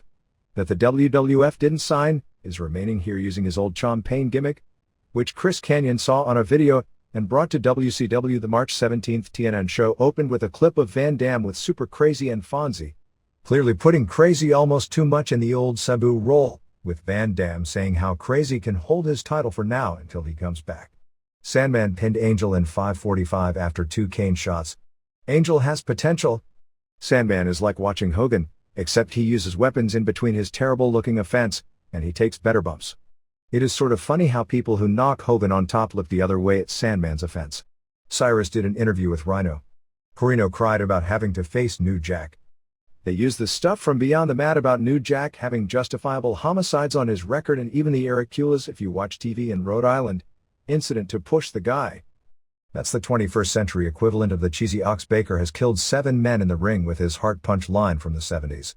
The music played. It was the same weapon stuff. Tao distracted the ref and Rhino speared Jack through a table leading to the pin in 4 minutes. New Jack before the finish had done a balcony dive and was so shaken up, security literally carried him from the balcony area and nearly dragged him into the ring so they could do the finish. The fact this aired, and the manner in which they attempted to push New Jack after the last pay-per-view, this is not saying they shouldn't push him, which is an entirely different issue, but to continue to glorify that direction after a serious accident encourages everyone in the dressing room to do the same thing. Bottom line is that the lure of a big pop for everyone is maybe more seducing than the worst drug in this business, and nobody will ever say stop if it means turning down a bigger pop because it can always be rationalized by nobody directly said to do it. At least with the steroids in the 80s, the potential health problems in most cases will probably show up after the guy's days as a headliner are over. This direction will lead to health problems occurring regularly and often in any given week. Main event was Awesome vs. Tanaka. This was a good match, but the match is starting to lose its luster because it's the same match they've done so often, and this wasn't as good as previous incarnations. They did the chair spot in the first minute and Tanaka had already hit a plancha within 2, and it came off as rushing to get in all the pre-arranged spots as opposed to their usual excellent wrestling match which featured a bunch of big pre-arranged spots. Before it was over, they had broken 4 tables. Finish saw Jeff Jones distract the ref so Raven DDT'd Tanaka and then DDT'd John Finnegan. Awesome powerbomb Tanaka over the top rope through a table. Dreamer made the save but Raven DDT'd him as well and awesome powerbombed Dreamer through the table. Match had no finish. Joey Styles is appearing on an infomercial for selling colorized dollars and coins for New England Mint. WCW. There were rumors flying all week about potential management changes. As of press time, nothing has happened. The locker room talk was that Eric Bischoff was going to be taking over from Bill Bush. Bischoff had denied it to everyone, but the fact that meant nothing to quelling to rumors said something for Bischoff's credibility. But then again, nobody has credibility in this business. One thing as it regards Bischoff that nobody has figured is his potential to make the racial discrimination lawsuit disappear because of his longtime friendship with Sonny Ono. Bill Goldberg strongly backed Bush, who according to various sources among the wrestlers had anywhere from 50% to 80% favoritism among the wrestlers as compared with Bischoff, although Vince Russo is right now seemingly the most popular among the wrestlers, with the exception of Goldberg. Of course the company is experiencing record low ratings and the last two buy rates were embarrassing beyond anyone's wildest imagination. Ticket sales over the past few weeks and for upcoming shows are scary. Tentative plans for Spring Stampede on April 16th in Chicago are Hulk Hogan vs. Sid Vicious as the main event, plus Diamond Dallas Page vs. Dustin Rhodes, Sting and Vampiro vs. Ric Flair and Lex Luger, Bagwell vs. Jarrett and Wall vs. Crowbar in a tables match.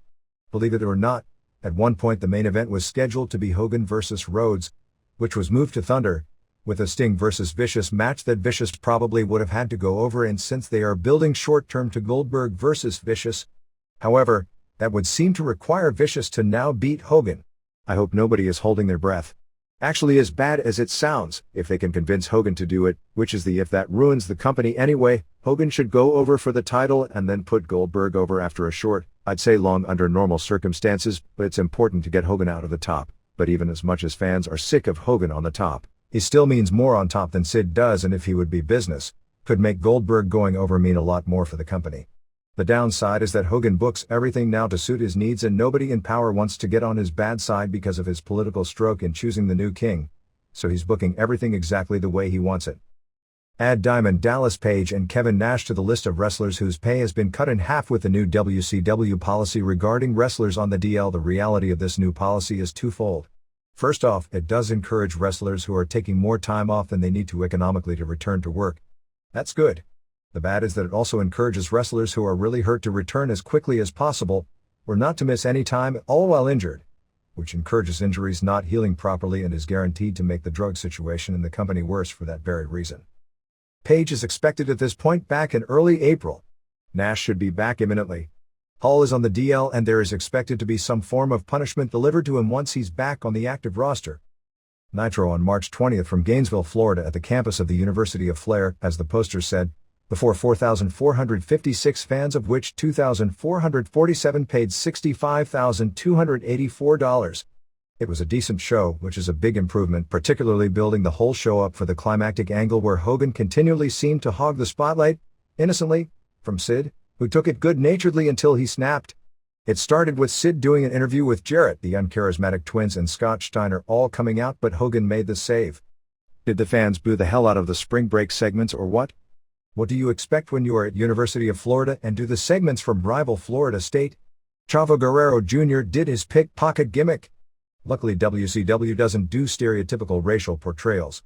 Condito debuted and looked good pinning Lash LaRue with a diving headbutt in 306. Finlay pinned Parka with a forward roll slam in 222. The gimmick here was the guy who does the Parka voice started insulting Finlay, which got Finlay mad, and Parka started begging, revealing he wasn't the guy with the voice. After the match, when Finlay gave Parka the mic, Parka threw it away like the mic was infected with AIDS. Parka did a hell of a job here but nobody noticed. David Flair did an interview and challenged Wall. Wall teased a choke slam off the apron.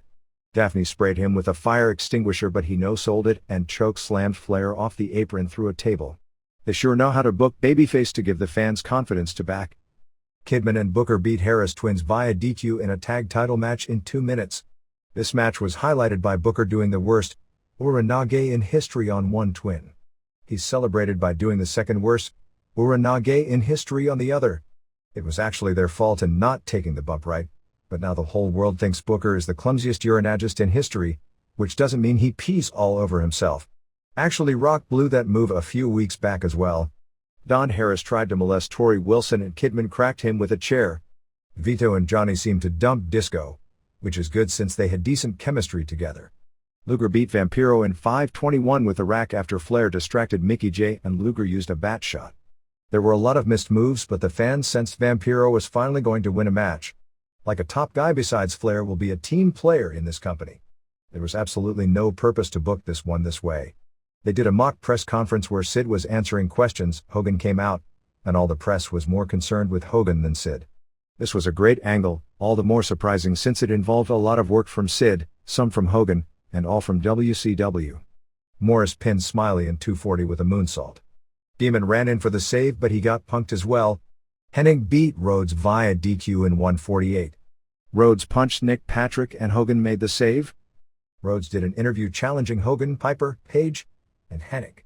Abbott KO'd Barbarian in 146. Real bad on every level. Sting beat Flair via DQ in 502 when Luger interfered when Sting had the Scorpion. Flair was far and away the best in-ring performer on the show, which is really scary. He carried Sting for the millionth time to a best match. If Flair is going to wrestle every TV, which he shouldn't, but since they always do the opposite, he at least needs to wear a shirt. The physique just kills everyone under 30 watching, which, granted, is very few, but in a shirt he can take the same bumps and carry guys and his physique won't be a hindrance that everyone points to. Flair gave Sting a low blow and Vampiro made the save. Jarrett and Steiner versus Hogan and Sid saw Hogan never sell one thing the entire match, look bad. Steiner almost never worked with Hogan until Sid choke slammed Hogan. Normally guys recover from the choke slam pretty quickly, and normally Hogan recovers from everything immediately, but he decided to put this one over. Sid pinned Hogan and the ref counted 3, which makes no sense, and by this point in time one of the things that should be a priority is to at least make sense. So Hogan and Sid both won and lost the match in 5:27. The tentative idea for Goldberg's in-ring return is now May. He will appear on April 10th in Denver for the Nitro show, but it will only be for the Live House since they have a decent advance and about the only market that can claim that right now, and Denver is the home city of WCW promoter Zane Bresloff. Goldberg won't be appearing on television that night. Alex Merves on WrestlingObserver.com spoke to Goldberg, who said he was annoyed by internet reports that he wasn't supportive of Bill Bush and the current creative team. He said the only reason his return is being delayed is that he dropped 27 pounds due to his injury and thinks he needs 6 weeks of training to get his look back. Goldberg will also be doing a major press tour for WCW starting March 31st to promote Ready to Rumble, will be on the Kids' Choice Awards on Nickelodeon on April 14th and has cover shots upcoming for both Muscular Development magazine. The current issue uses Tori Wilson on the cover, and there was a funny line in the story about Wilson about how WCW ratings are sure to be going up now that they signed her at Sports Illustrated for Kids. After all that went down beforehand, WCW has now decided against hiring Tammy Sitch, apparently feeling she's too much of a risk. On the March 13th ESPN SportsCenter show they aired a commercial for WCW Super Brawl which had taken place 3 weeks earlier. Latest in WCW.com polls. According to one reader, after voting for the Vampiro vs. Finlay match as the best match on Uncensored, Vampiro vs. Finlay's vote total stayed the same, while Hogan vs. Flair added 4 votes, Jarrett vs. Sid added 3 and Sting vs. Luger added 4. Another reader voted for Vampiro vs. Finlay as the best match, and Hogan vs. Flair also got 4 votes, Sting vs. Luger got 5 and Vampiro vs. Finlay lost 2 votes. After the show, another reader voted in the poll for Vampiro vs. Finlay, and the result of the vote was Hogan vs. Flair added 10 votes and Vampiro vs. Finlay lost 6 votes. After the controversy broke on Wrestling Observer Live, the WCW website changed its format so that viewers would be unable to look at how many votes people had before casting a ballot, so they couldn't see exactly how their vote affected the numbers. WCW has a disclaimer that votes are tallied as a timed event, so it may take 30 seconds for votes to appear in the tally. However, this doesn't explain how votes could go down when voting for a certain match. Bret Hart taped an interview for Off the Record on March 14th, which will air on April 4th. Nothing major other than Hart responded to the comments made about him by Vince McMahon on McMahon's July appearance on the show. Hart made headlines in the March 20th Calgary Sun and Calgary Herald when he said at an autograph session that he might be forced to retire, which is actually something he had hinted at for weeks, including on Calgary radio interview a week earlier. Hart is suffering from bad headaches, slurred speech and occasional loss of memory and losing his train of thought. Hart said even if he does come back, he won't take any more shots to the head. As part of the media tour for his book, which is your basic coffee table photo book, he is working on a more in-depth book as we speak. He appeared on March 17 on The Biden Show. Hart seemed bitter on the show at Goldberg because he said Goldberg closed his eyes and never looked at his direction, which is why he kicked him so hard, and Hart said he would never hit someone while his eyes were closed. In the Herald, he said he holds no bitterness at all to Goldberg, saying, "The kind of accident that happened with me is somebody was just a little too real with his kicks." The Canadian Post on March 21 reported that Hart might be considering a career in Canadian politics. From what we're told, there is zero of substance to this. The newspaper reported that few are taking him seriously, including a quote from Brother Bruce, who said, "If you're having head problems, I guess politics is a good option." Bret Hart was quoted as saying, "The wrestling profession is in the toilet. I'm looking forward to running as far away from it as fast as possible. I look forward to a day not only when I can wash my hands of it completely, but never have anything to do with any aspect of it." Bret Hart appeared with Geraldo Rivera on March 20 on CNBC to talk about Beyond the Mat, but admitted from the start he couldn't comment much on it because he hadn't seen the movie. Rivera was very negative about wrestling and dismissed his book, saying it would make a good doorstopper. This remark may have been off the air, but Hart heard it, because it was about wrestling. Booker vs. Kidman is booked as a feud at the house shows. Hogan, on a Miami radio station to promote Super Brawl, claimed he was back in WCW because the younger wrestlers couldn't cut it. That's the way to be a great dressing room leader and boost rapidly declining morale and undercard work rate. On the Gene Okerlund arrest, WFLA in Tampa reported that Okerlund ran red and was bobbing and weaving in traffic and almost hit a police car. Juventud Guerrera and Psicosis contracts both expire in October. My feeling is that it would take a great offer to keep them with the company. Depending upon what the situation is in October, it could either be a great spot for them to be in to stay. If management is pushing young wrestlers simply because they have to, they are in a great spot. If management hasn't figured out it needs to rebuild by October and they aren't already in the middle of significant pushes, they have to take the idea that management is totally hopeless and leave, even though WWF is clearly the wrong place to go for someone of Guerrera's size. With the exception of Billy Kidman, Bill Goldberg, and maybe Ric Flair, there is probably nobody in WCW that Paul Heyman would want more. But unless he gets a bigger network deal that includes a large cash infusion, he's not going to be able to be competitive for those type of free agents. Bryan Adams and Brian Clark, formerly Wrath, should be starting soon as Team Chronic. While Clark has some, or maybe even a lot of potential, and was killed off when Kevin Nash was Booker because it was a guy nearly Nash's size who could do a lot more in the ring, I can't see one positive that Adams at this stage brings to the company, and a retread demolition gimmick isn't going to work today with a slug on the team. Hogan vs. Flair in cage matches are set to headline house shows on May 19th in Tupelo, Mississippi, and May 20th in Little Rock, Arkansas, which I guess tells you about the short-term future. Dustin Rhodes vs. Funk are still booked high on cards in May, as is Duggan still booked as TV champion. The plan at this point is for Nash to return as a babyface to feud with Steiner, and to continue Page vs. Bagwell when Page returns, as well as do a Meng vs. Abbott feud. In other words, no abrupt changes, which is what the company needs, and the train going down the hill uncontrollably still doesn't have a conductor who knows how to put on the brakes before the track ends and there is nothing but a cliff. Conan isn't booked on house shows until Tupelo, in a heel role against Duggan. At the March 11th WCW show in London, England, Acclaim had people handing out ECW Hardcore Revolution t-shirts, posters and bandanas, so there was ECW visibility everywhere at the show. Acclaim people themselves tried to get the crowd to chant ECW outside the building. Thunder on March 14th in Fairfax, Virginia drew 1,804 paid and 4,087 comps for a $59,606 gate. WCW Saturday Night tapings on March 15th in Salem, Virginia drew 699 paid and 1,027 comps, paying $14,835. Merchandise is running at about a $6.25 per head pace. WWF, the current WrestleMania lineup is a 4-man elimination match with Triple H, Rock, Foley and Show with Stephanie, Vince, Linda and Shane in the respective corners. As the main event, X-Pac and Road Dogg vs. Rikishi and Big Show, Dudley's vs. Holly's vs. Christian and Edge in a 3-way ladders and tables match for the tag titles, a battle royal for the hardcore title, to get everyone on the show that doesn't have a program test, and Prince Albert, largely as a vehicle for Trish Stratus, who is going to be getting a major marketing push as their manager, versus Godfather and D'Lo Brown, Big Boss Man and Bull Buchanan versus Al Snow and Steve Blackman and Cat with Mae Young versus Terry, with Moolah, in some sort of a gimmick match where they tease a topless woman as the end result. When Foley did the interview before No Way Out in the match, the idea from his standpoint according to him was for it to be his last match for a long time. He was originally going to just do an interview at Mania as his farewell appearance and come back down the line as commissioner. However, the lure of big payoffs, eventual program with Rock, and being in the main event for WrestleMania this year, as opposed to next year, combined with the idea that he felt nobody really believed he was retiring, brought him back immediately and made this latest retirement actually even sillier than Kevin Nash's, which was the all-time standard for a conned retirement, but at least that one was so botched up promotionally that nobody cared in the first place. The storyline, if you go backwards, does look like this was planned as a major con from the start, whether it was or wasn't.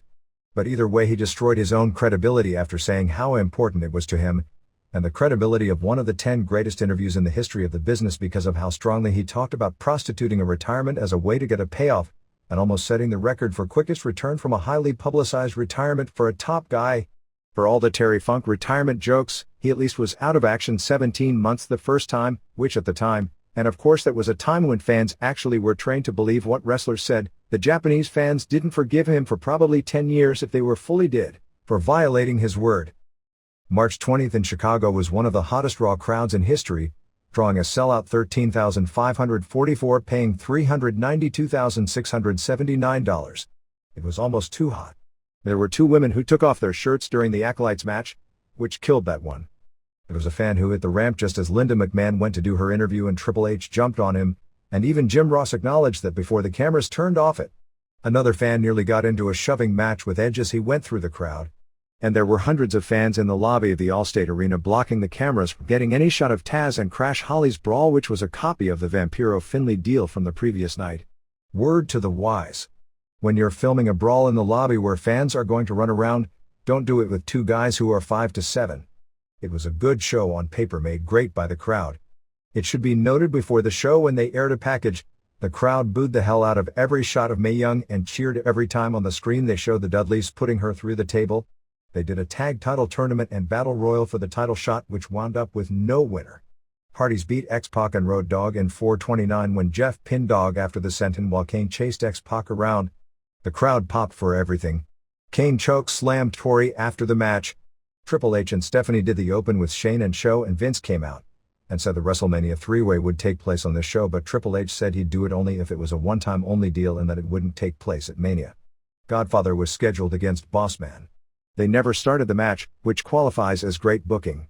Bull Buchanan helped Bossman attack Godfather and left him laying. Godfather went back to his original catchphrase, including the light of fatty reference. Maybe Bossman was a member of the morality police department. DX cried about Kane, so Triple H booked Kane against Rikishi. Too Cool beat Malenko and Saturn in 5:38 when Grandmaster gave Malenko a superkick as he had the cloverleaf on Scotty. Tons of heat again. Kane vs. Rikishi went 1:13. Kane choke slammed him when Dogg and X-Pac attacked Kane for the DQ.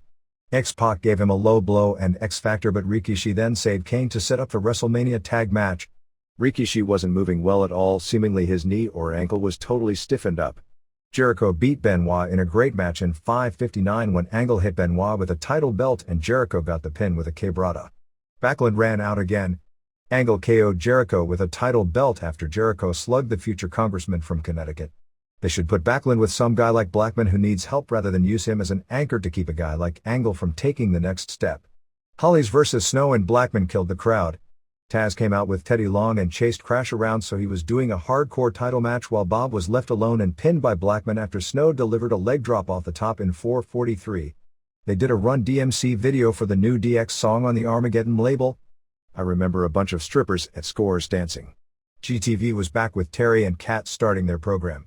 Do you realize Terry vs. Kat will be the only singles match on the WrestleMania show? Edge and Christian beat Acolytes in a match the women Flashers killed. The match was awful for those few actually watching it and not trying to figure out what was going on in the crowd.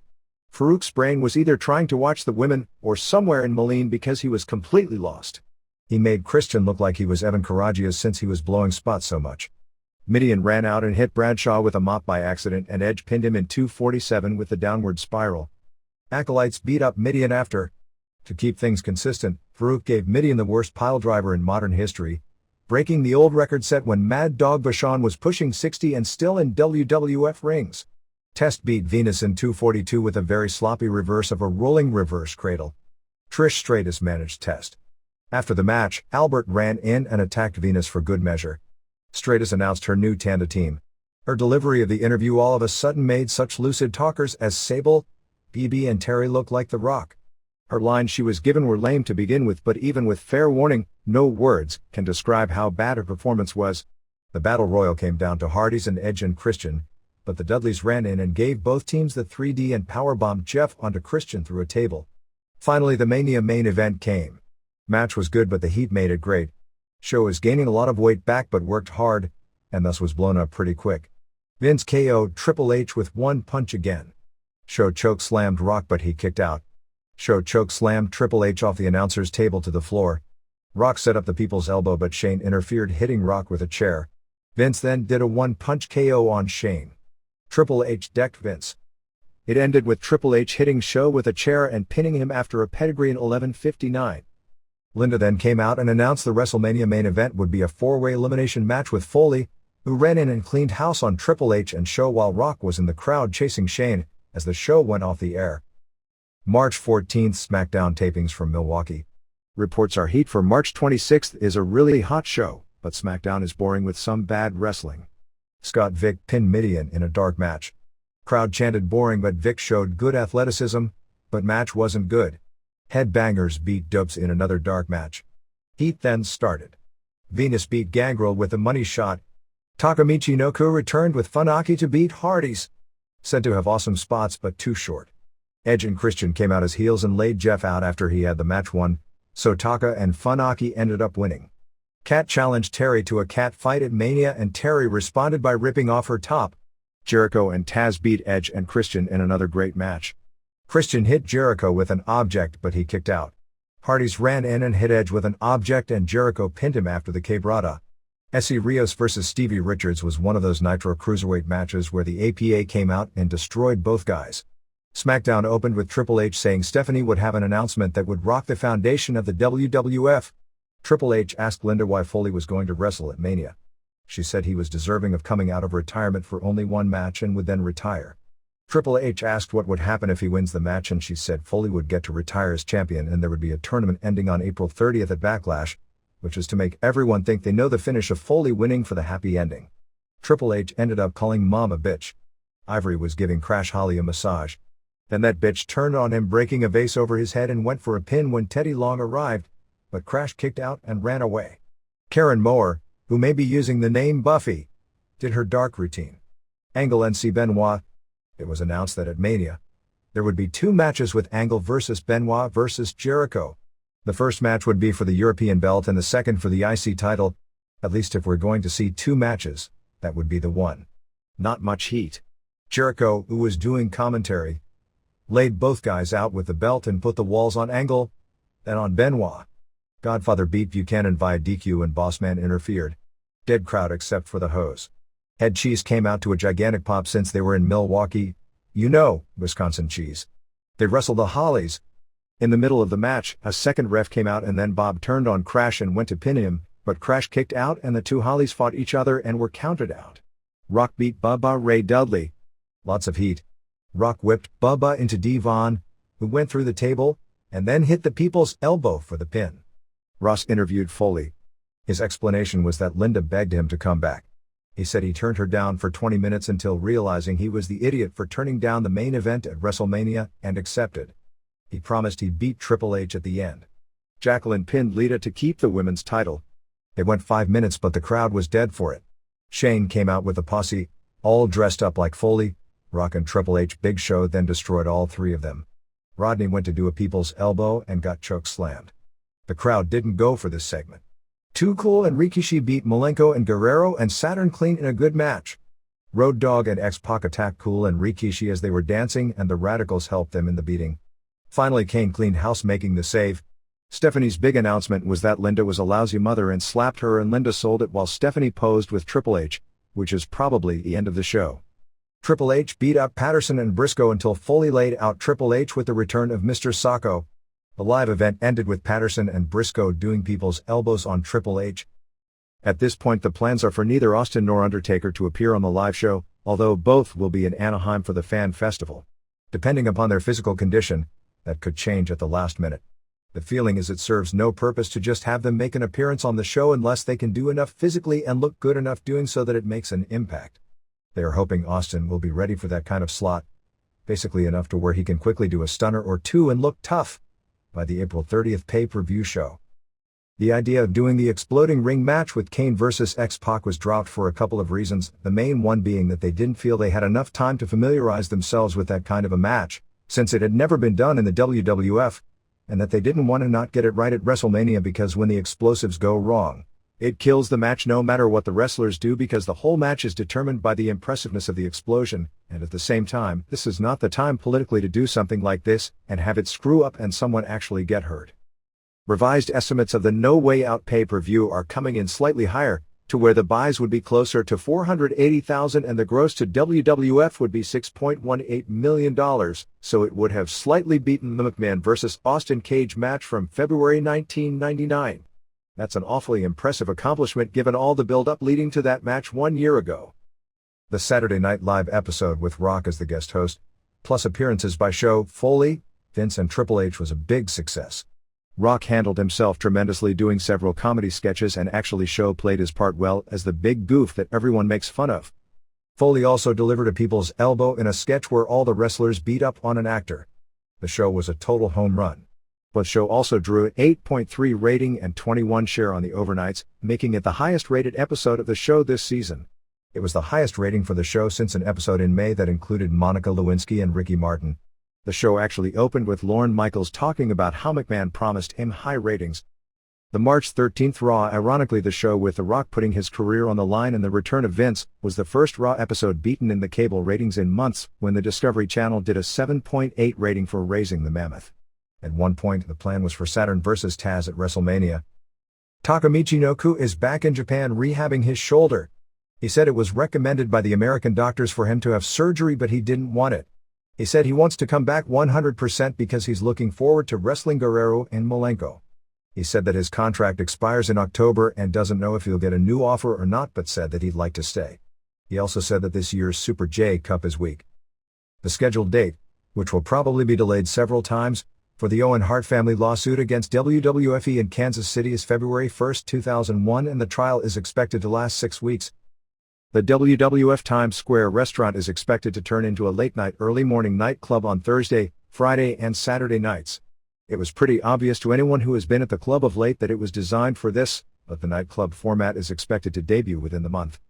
To appeal to non-wrestling fans, the nightclub part of the restaurant is expected to tone down its WWF tie-in. Aside from a WWF logo on the carpets, there will be no WWF memorabilia. The restaurant is usually packed on Mondays and Thursdays with people watching the TV show, so the feeling is there is a built-in audience already there. According to a New York Post story, the restaurant has been successful during special events and for lunch and dinner during periods when school is out. It has not done well during late night hours even though as many as 10,000 people an hour walk by the place due to its Times Square location. The adjacent retail store for WWF merchandise is apparently doing tremendous business, with them predicting $10 million in sales at the location during the year. New York Mayor Rudy Giuliani has publicly come out against the new club because the WWF was going to open it up to 18-year-olds. New York Magazine claimed Giuliani's people have warned the WWF that at the first sign of bad behavior, we're going to bust you from A to Z and back again. WWF attorney Jerry McDevitt wrote a blistering letter to both defense attorney Jim Lewis and the mother of Lionel Tate, the accused 12-year-old murderer, for courting national media attention in their case of Lionel Tate's alleged murder of 6-year-old Tiffany Unick in South Florida, in which Dwayne Johnson was subpoenaed to testify. McDevitt, according to an article in the Fort Lauderdale Sun-Sentinel, wrote your statements and associated innuendo that either the WWF, Dwayne Johnson, or both, have some causative role with and to the brutal murder committed by your client are false. Tate's mother was babysitting at the time of the beating, but was laying down upstairs. McDevitt wrote, nobody need look any further than the actions of your client and his mother to understand why Tiffany died that day. Lewis responded, if the WWF doesn't like the media exposure of children being hurt or killed by other children imitating professional wrestling, do not blame me. Blame your shameless marketing of violence to children. The WWF has now threatened to sue Lewis in order to keep Johnson from testifying, who received a second subpoena to appear in court on April 6. At the WCW Uncensored pay-per-view in Miami, both Terry Bollea and Steve Borden were subpoenaed as well for appearances on April 7. Lewis said, "I want Hulk to provide the jury with a historical perspective of pro wrestling, on how pro wrestling became increasingly violent and how it caters to kids. And Sting is important because he shot a Sprite commercial where he is shown grabbing a kid, sending him through a window and rattling his head on a fireplace mantle." TSN in Canada has asked for a public hearing in order to soften the regulations for gender portrayal and depiction of violence, in particular because the PR department at TSN gets flooded every Tuesday with complaints about what the network edits off Raw, and it became a big issue when the entire segment where Mae Young was put through the table didn't air. In other Canadian news, Headline Sports, a Canadian cable station, is attempting to get its license changed to give them the ability to carry live events as a way to carry Smackdown, which doesn't air in Canada. Carl DeMarco of WWF Canada has been shopping the show around. TSN turned it down feeling it has too much wrestling product already and CTV wasn't interested. WWF The Music Volume 4 was down to number 145 selling 10,828 units. It should drop greatly with the promotional push behind the new Armageddon CD which was released on March 21. The Tanda idea for Trish Stratus was hardly the first idea they had for her, as among the ideas were for her to play a porn star and be affiliated with Val Venus, which she didn't like. On the Rec Sports home video charts in the March 25 Billboard magazine, the Rock video moved ahead of Super Bowl 34 after the Super Bowl had the top spot in the charts for the previous 2 weeks.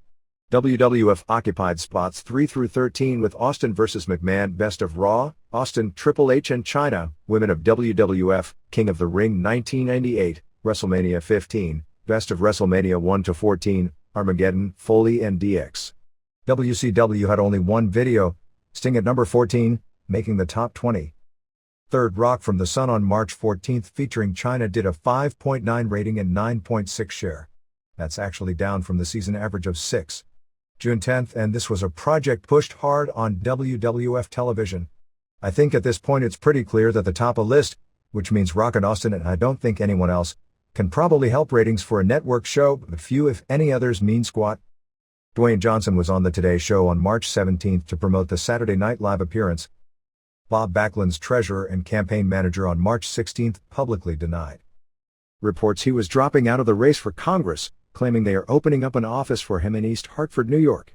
The story broke on a pro wrestling website by a reporter using a fictitious name, and was repeated on numerous other sites. In a story in the March 17 Manchester, Connecticut Journal-Enquirer, it did note that about $35,000 of the $38,874 Backlund had raised as of December 31 was not itemized. His treasurer, Joseph A. Batista, said he maintains a list of 4,000 donors, and that those who buy pro wrestling merchandise to fund the campaign are asked to sign a piece of paper or fill out a card, and claims they check the list to make sure nobody exceeds the $200 limit where they have to be listed on the quarterly report they have to publicly file. The WCW Classic show airing on Sky in the United Kingdom on March 13 featured a match with Satoru Sayama. Variety on March 20 had a feature on Dwayne Johnson making his big screen debut as a villain in Mummy 2, which begins filming in May in England. The movie would keep him out of the country for much of May and June, which means WWF would probably want to reintroduce Steve Austin and/or Undertaker on the late April pay-per-view for them to be on the road and on TV to pick up the slack. It also may be used either as a reason for Rock to not win the title at Mania as originally planned, or for it to be a short-term title win if he does. Amy Dumas, Lita, suffered a severe concussion, dizziness, some double vision and an injured shoulder from the powerbomb on the floor by Eddie Guerrero on Raw on March 13, but she still worked short matches on the road against Jacqueline over the weekend. The Mikasa website reported that the Intelligence Integrity Intensity 3 eyes were actually taken from an episode of the old TV series Family Ties. Smackdown tapings on March 14 at the Nassau Coliseum in Uniondale, New York drew a sellout 10,259 paying $318,297. House show on March 18 in Cedar Falls, Iowa drew 10,780 paying $313,870 and March 19 in Moline, Illinois drew 9,497 paying $263,018. Merchandise over the past week at the arenas totaled $287,370 or $6.52 per head. Rock, Triple H and Big Show had the weekend off because they did Saturday Night Live, so they used Kane over X-Pac as the main event. The reader's pages. Foley. Thanks to Mick Foley for giving more of himself than wrestling fans deserved. Thanks for being angry at Vince McMahon about what happened to Bret and Owen Hart. It's mind-boggling that to this day McMahon still isn't openly remorseful about the pay-per-view show continuing. Thanks for shelving the Ghost Rider and sharing so many stories, and have a nice day. Let the literary elite scoff at the popularity of a wrestling book because it's a worthwhile read. Thanks for the peculiar range of sensitivity, from wanting to let Harley Race hardway your eyebrow at a barbecue to attending the Brian Pillman Memorial Show because you regretted not tending to a sinking Brian. It's easy to understand why Steve Beverly chose you as Matt Watch Man of the Year, when the inevitable reality that Bret Hart so classically expressed in Wrestling with Shadows, and it's more real than you think, sinks in. Give yourself a break. If your body aches into regret and doubt, let the dream already lived coax you back to an even keel. Enjoy your wife and the kids and take care. Genuine thanks. Kevin Donlan. Glen Burnie, Maryland. Do you know the rationale behind Mick Foley's false retirement? Wouldn't it at least have saved Foley some credibility with the fans that actually cared about him had he simply wrestled through March instead of doing a kick-ass retirement speech and returning within the month? At least Kevin Nash was off television for an extended period of time. One would hope Foley would have little bit more credibility than Nash, but I guess not. Scott Miller. Response from Dave Meltzer. Money and ego are the rationale behind most every decision in this business, and I doubt this one was any different. Beyond the Mat. On March 16th, you threw another load of softballs at Barry Blaustein. I thought you were worried about the rampant drug use in pro wrestling. If so, why did you make no mention of the scene where Jake Roberts explained how the demands of the business contributed to his drug use and abuse? Blaustein glossed over that scene. He even had clips with guys like Jim Ross to characterize Roberts as an exception, a flawed man who brought about his own demise. You and I both know Jake Roberts isn't an exception. So should Blaustein, based on his own comments on your show that he originally wanted to include Brian Pillman and Louis Spicolli in his movie, but they died before he had a chance to film them. What did they die from? The same kind of drugs that Roberts described in that critical but totally overlooked scene in the movie. I thought you were worried that somebody might die in pro wrestling trying a reckless stunt. If so, why did you make no mention of the scene where Spike Dudley explains his willingness to take reckless bumps just to get a pop from a crowd filled with strangers? Blaustein made a joke out of that scene, playing up the irony of the fact Spike majored in English rather than noting that Spike was part of a growing trend, largely spurred on by the success of Mick Foley. Spike and Mick are hardly representative of pro wrestling in general, but there are enough workers like them that you made a comment on your show that we are likely to see a death from one of those stunts sooner than later. Why didn't you make that comment to Blaustein when he was on your show? Why don't you ask him why he made a joke of that clip instead of showing it to Mick Foley for an on-camera response? The two biggest threats to both individual wrestlers and to the pro wrestling industry in general are drugs and stunt bumps. Beyond the Mat included important footage explaining the cause of both problems, yet Blaustein totally missed them. To me, a good documentary shows insight. Barry had the footage, but he missed the critical messages. Apparently so did you, at least from the impression I get from listening to your show. What was pathetic about the Larry King show were performers in a worked industry proudly comparing real injuries. Would it make Penn and Teller better magicians if they screwed up and injured themselves doing their tricks? Of course not. Mick Foley pimping his injuries is sick. Fans marking out for Foley pimping his injuries are disgusting. Frank Jewett. This is a 4-star film, the best movie I've ever seen about the pro wrestling industry, 10 times as good as Wrestling with Shadows. It's also a very scary film and I'm not sure I want to see it again. There are some humorous moments, such as Darren Drozdov's job interview and Terry Funk's retirement matches, but the segment on Jake Roberts scared me half to death. I nearly cried watching the scene where his daughter confronts him about his poor parenting, as well as the scene where Roberts talks about his drug addictions. I felt physically uncomfortable watching this man describe his self-destructiveness. It was the most depressing thing I've ever seen, watching this man consumed by his multiple personal demons. The last minute of the segment was unnerving. The Mick Foley segment is also disturbing. The entire audience gasped when they saw the giant gash in his forehead from the multiple chair shots. Foley's wife and kids seemed tremendously distraught. As another reviewer pointed out, the fact Foley even allowed his kids to attend that night almost appears to be an example of unconscionable parenting. Foley makes it clear he's sorry he let his kids see the match and admits he failed his duties as a father by making his kids see him get smashed with the chair shots.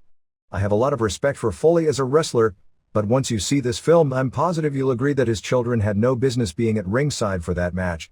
I felt depressed coming out of the theater. I really felt sad about the personal lives of these performers, especially Roberts. I can fully understand why Vince McMahon wants to suppress this film. Although Blaustein doesn't intend to do so, he paints a very negative and unflattering picture of the business that I fear will add credibility to the arguments of wrestling haters in the media such as Phil Mushnick, Brent Bozell, and Jim Rome. Wrestling comes off as a corrupt, thuggish, dirty business. It didn't turn me off from wrestling, but non-fans who see this film will come away with a profoundly negative take on the industry, I fear. McMahon doesn't come across badly, but the industry as a whole comes off looking like a sick business that can destroy lives and families. It's fascinating and it's a great film, but ultimately, I fear it will do tremendous harm to pro wrestling. McMahon has done a lot of things I've disagreed with, but considering the depressing face that Blaustein unintentionally puts on the industry, really can't blame McMahon for trying, admittedly in an underhanded fashion, to limit the viewership. Films like this could kill if the WWF's were just entertainment image. Dr. Tucker. Response from Dave Meltzer. If you feel the movie is an honest portrayal, and you feel the business comes off poorly in an honest portrayal, I think that says more about the business more than about the movie. If it gives critics of the industry credibility to their arguments, maybe their arguments are worth listening to. No one looked bad in the movie, contrary to everything everyone has said. Yes, Roberts was a sad story. Roland Alexander and Vince McMahon were just what they were, but I don't think anything but the God's honest truth came out. Congratulate Barry Blaustein for the movie. Louis Feynman. I thought Wrestling with Shadows was much better. The only thing this did better was show the WWF backstage and you get more of Vince McMahon. The big deal is with Mick Foley's wife. She had the kids at ringside. They seemed to be alright until she got hysterical. That's what freaked out his little girl. John McInerney. Beyond the Mat was in my opinion far and away the best product in the current batch of quality-minded wrestling products. It didn't leave me asking questions over select inconsistencies as in Mick Foley's autobiography. Its portrayal of the business was clear and understandable for every viewer, unlike Wrestling with Shadows. Barry Blaustein didn't fall victim to the lure of cheap melodramatic storytelling as in Shadows. On the whole, it had only a few flaws, both concrete and aesthetic. On the aesthetic side, it was incredibly painful to watch the footage of Jake Roberts with his father, and even more with his daughter. I don't object to its inclusion. As a method of depicting a complex person, it worked, but it was like being trapped at an uncomfortable family reunion, which in fact, it was. A bigger problem was Blaustein's Stand By Me montage intercutting Foley's chairshot fest with footage of his weeping children and warm family flashbacks. This wasn't so much exploitative as much as in poor taste. Sure, it got the point across, but did it in the trashiest sort of tabloid way. The final flaw, which isn't Blaustein's fault, is the lack of inclusion of WCW. Had WCW cooperated, it would have had a much better depiction of the business as a whole. Frank Strom. Everett, Massachusetts. I thought Beyond the Mat was a very good movie, more as a character study of a handful of interesting people who happen to be pro wrestlers and how that fact affects who they are. I was disturbed by the tone of the audience at my viewing. The crowd got the biggest chuckle out of Foley's kids crying as their dad was getting his brains beaten out with a chair. A handful of viewers were more interested in catching glimpses of The Rock than the riveting story taking place in front of them. I'm the type of person who has always jumped to the defense of pro wrestling fans when someone makes a general characterization of them as stupid or bloodthirsty. But the reaction of this crowd at the movie was both. It made me ill. I think I'll just have to keep my opinions to myself. Robert Ashley. The theater I was at didn't laugh at any inappropriate parts. The crowd was pretty quiet throughout the movie, but I got the feeling most everyone enjoyed it. Joe Locash. I liked it a lot, and Barry Blaustein did an excellent job. I thought the weakest part of the movie was the reunion between Jake Roberts and his daughter. It was too Jerry Springer for me and thought it took something away from the film, but otherwise a fine effort. Michael Ion. Larry King. I was surprised during the Larry King show how open Hulk Hogan and Roddy Piper were regarding drug use. But I think the most disturbing part was the fact that nobody batted an eye over what they said. Even King was too clueless to follow up. As a mainstream sports fan, I was offended by Hogan's claim that use of pain pills and drugs in general was rampant across any and all professional sports. And King seemed to accept that without question. That's extremely unfair to professional athletes in this country. I may be a bit naive on the subject, but I highly doubt baseball and basketball players, for example, could perform at a high level if they went out partying and doing drugs, both recreational and performance-enhancing, on a nightly basis, let alone combined with the rigors of travel.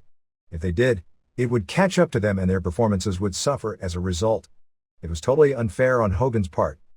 Tim Knoll. Response from Dave Meltzer. It's a fair statement that performance-enhancing and recreational drugs cut across virtually every highly competitive sport, and what Hogan said was accurate. You're also right that when it comes to being loaded on pain pills past a certain point, it would negatively affect performance, as it does on occasion in pro wrestling. Great athletes, especially when they are young, have an amazing ability to bounce back from lots of partying and little sleep to perform. The older athletes have to be either smarter or mentally tougher to bounce back, but it does exist. Where wrestling differs, as said many times, is these either sports don't have anywhere near the percentage per capita of drug deaths, which show the problems are worse in wrestling, but that isn't to say wrestling is alone with problems. WCW.com. I didn't believe your story about the WCW.com voting, so I logged in and voted for Vampiro vs. David Finlay. Sting vs. Luger added 6 votes. Hogan vs. Flair added 3. Vampiro vs. Finlay added 3. Jarrett vs. Sid added 1.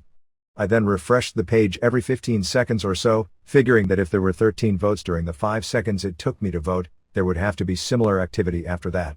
For after checking for more than 1 minute, there were no changes. WCW is so Bush League now it's amazing. Michael Ferre. India. I was pleasantly surprised to read about wrestling in India in the February 21st Observer. Back in the mid-80s, my grandfather had come over from India and used to make fun of American wrestling and tell me about the great Bola Gladi. He was part of many of the great crowds Matt Mania mentioned. Bola, who was deaf, which is what his name means, was known to toy with an opponent and put him away when he felt like it, and occasionally had to be pulled off a brutalized opponent. Most of these matches were held at carnivals and festivals and fought on dirt and grass. I'd been reasonably sure the matches were shoots until I thought about the last 2 points. Is there any way you could verify whether the matches were worked or not? Also, 2 other wrestlers my grandfather mentioned were Gama Singh and Dara Singh, who is now an Indian film star. I remember seeing a picture of Dara Singh in an After mag. So do you know how much he worked in North America or Japan? J.S. Dillon. Sacramento, California. Response from Dave Meltzer. I never heard of Dara Singh wrestling in North America or Mexico, but he was a huge star for years in Europe. I don't know enough about wrestling in India in particular, but do know the pro matches were works long before the 60s. Frank Gotch. While I agree I have a limited knowledge of pro wrestling from the 50s on, I feel my knowledge of Frank Gotch and his career is not so limited. I've studied Gotch's career for 30 years. Twice I've been in the very room where he died, and I've read his personal scrapbooks, kept by his wife, Gladys. At the time I read them in 1980, I was told I was the first person to look at them for any length of time in more than 30 years. They are a treasure trove of information about the inner workings of pro wrestling for one willing to spend the time to mine the gems. In addition, I talked at length in 1980 with an attorney who knew Gotch fairly well and have talked with Phyllis Moffat, who is the offspring of Gladys and her second husband. Gotch maintained throughout his career, and in correspondence I found in his scrapbook, that he never worked a match. He admitted to carrying foes, but I've seen amateurs do that. He was a man of fierce pride and truly felt he could whip any man in a no-holds-barred fight. In my estimation, after 30 years of researching him, I'm convinced he would never throw a match to Fred Beal or anyone else for money. Money didn't mean very much to him. He made so much of it in Alaska that it was never much of a consideration to him afterwards. Not that he wasn't a tough bargainer. He felt he earned the right to be paid very well for his wrestling, but it was pride that motivated him, not the lure of more money. This fact alone separates him from many great athletes I've known who did everything with an eye on how much they would be paid. Like most great athletes, Gotch had a strong ego. I saw evidence of it over and over in his personal writings. It also convinced me he would never throw a match, or agree to lose a fall, as with your assertion regarding the second Hockenschmidt match. You use the Gotch-Beal match as an obvious example of a worked title match. The New York Daily News reporter and I were talking about world title, and the Gotch-Beal match was for the American title. Second, you wrote that anyone with any working knowledge of pro wrestling can see through the Gotch loss to Fred Beal as a worked finish. How do you know Gotch didn't injure himself in a freak mishap during the match? Just because it looked like a worked finish doesn't mean that it was. Strange things happen in sports. Dan Gable won 181 straight matches over 7 years, then lost to Larry Owings 13-11. Not only did Owings never even win another NCAA title, but in their other 2 matches, Gable won easily. Does that mean the loss was a work? Kevin Randleman was knocked out while warming up for his recent UFC fight. Talk about strange. That's a lot stranger than Gotch hitting his head on a ring post. If Gotch threw the match to Beal, why didn't he ever throw another match over the next 8 years? In fact, he never lost another fall. Why not? If it worked in 1906, why not do it again? Why not at least let someone win a fall? Gotch really liked and respected Mahmoud, but chose to demolish him. Why not let him win a fall to build the possibility of a lucrative rematch? What evidence do you have that Gotch threw the match to Beal, other than the strange finish and comments passed on by pro wrestlers years ago? Why did Gotch beat Beal so handily in their next 6 rematches? Why not keep it competitive? Please give me evidence Gotch double-crossed Hackenschmidt or that Ad Santel injured him. Where are your sources besides gossip of wrestlers' 4th or 5th hand? I believe Jack Curley started all these rumors to build up the gate. After Hackenschmidt lost to Gotch the first time, Hackenschmidt was quoted as saying Gotch was the best man he'd ever seen and he could never beat him. Why did he change his tune when he got back overseas? Because Curley convinced him to start accusing Gotch of wrestling dirty so they could have a rematch and make a lot of money. Curley worked on Hackenschmidt until he thought he had a chance. When he was in the US he realized he had no chance, that Gotch was training with a vengeance and he was going to get beaten badly. Did he hurt his knee? Sure. Did Santel do it? How could Virtual Unknown get into camp and work with a star like Hackenschmidt? Why is there no mention of this over the next 50 years? Both Hackenschmidt and Ben Roller claimed they heard Hackenschmidt's knee pop while they were working out. Are they both lying? For what reason?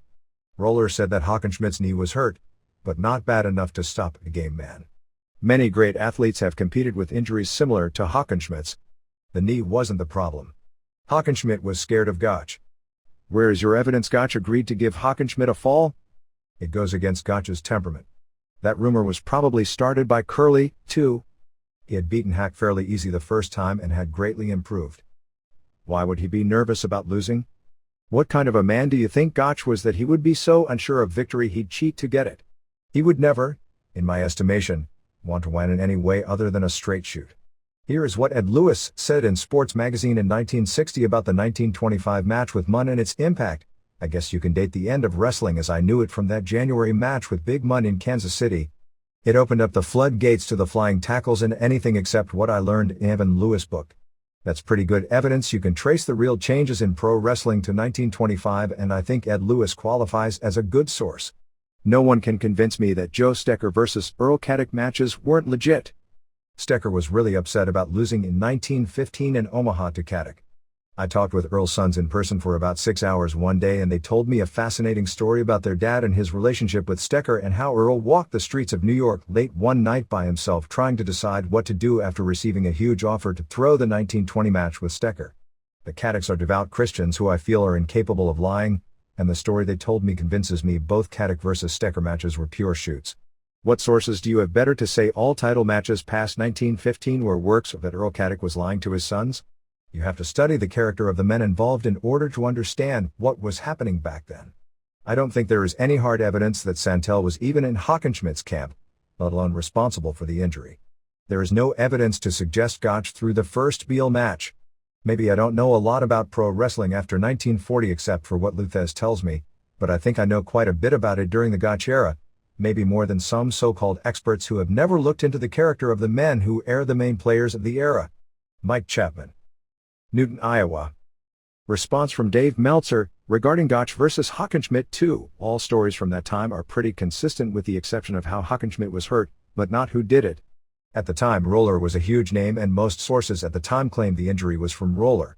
It would save face for everyone he was training with a big name and popped a knee, which was a serious enough injury that Hack never fully recovered and was never able to lift anywhere near the same weights with the lower body after the injury, as opposed to a complete unknown to the general public double-crossed him as Santel, a primary source, claimed to Luthez, and if he was paid to do so to ensure a victory whether it was by Gotch himself or the promoters who clearly were, like promoters today, not to manipulate things, that's not exactly a story that pro wrestling would want to hit the newspapers and parade about to the public.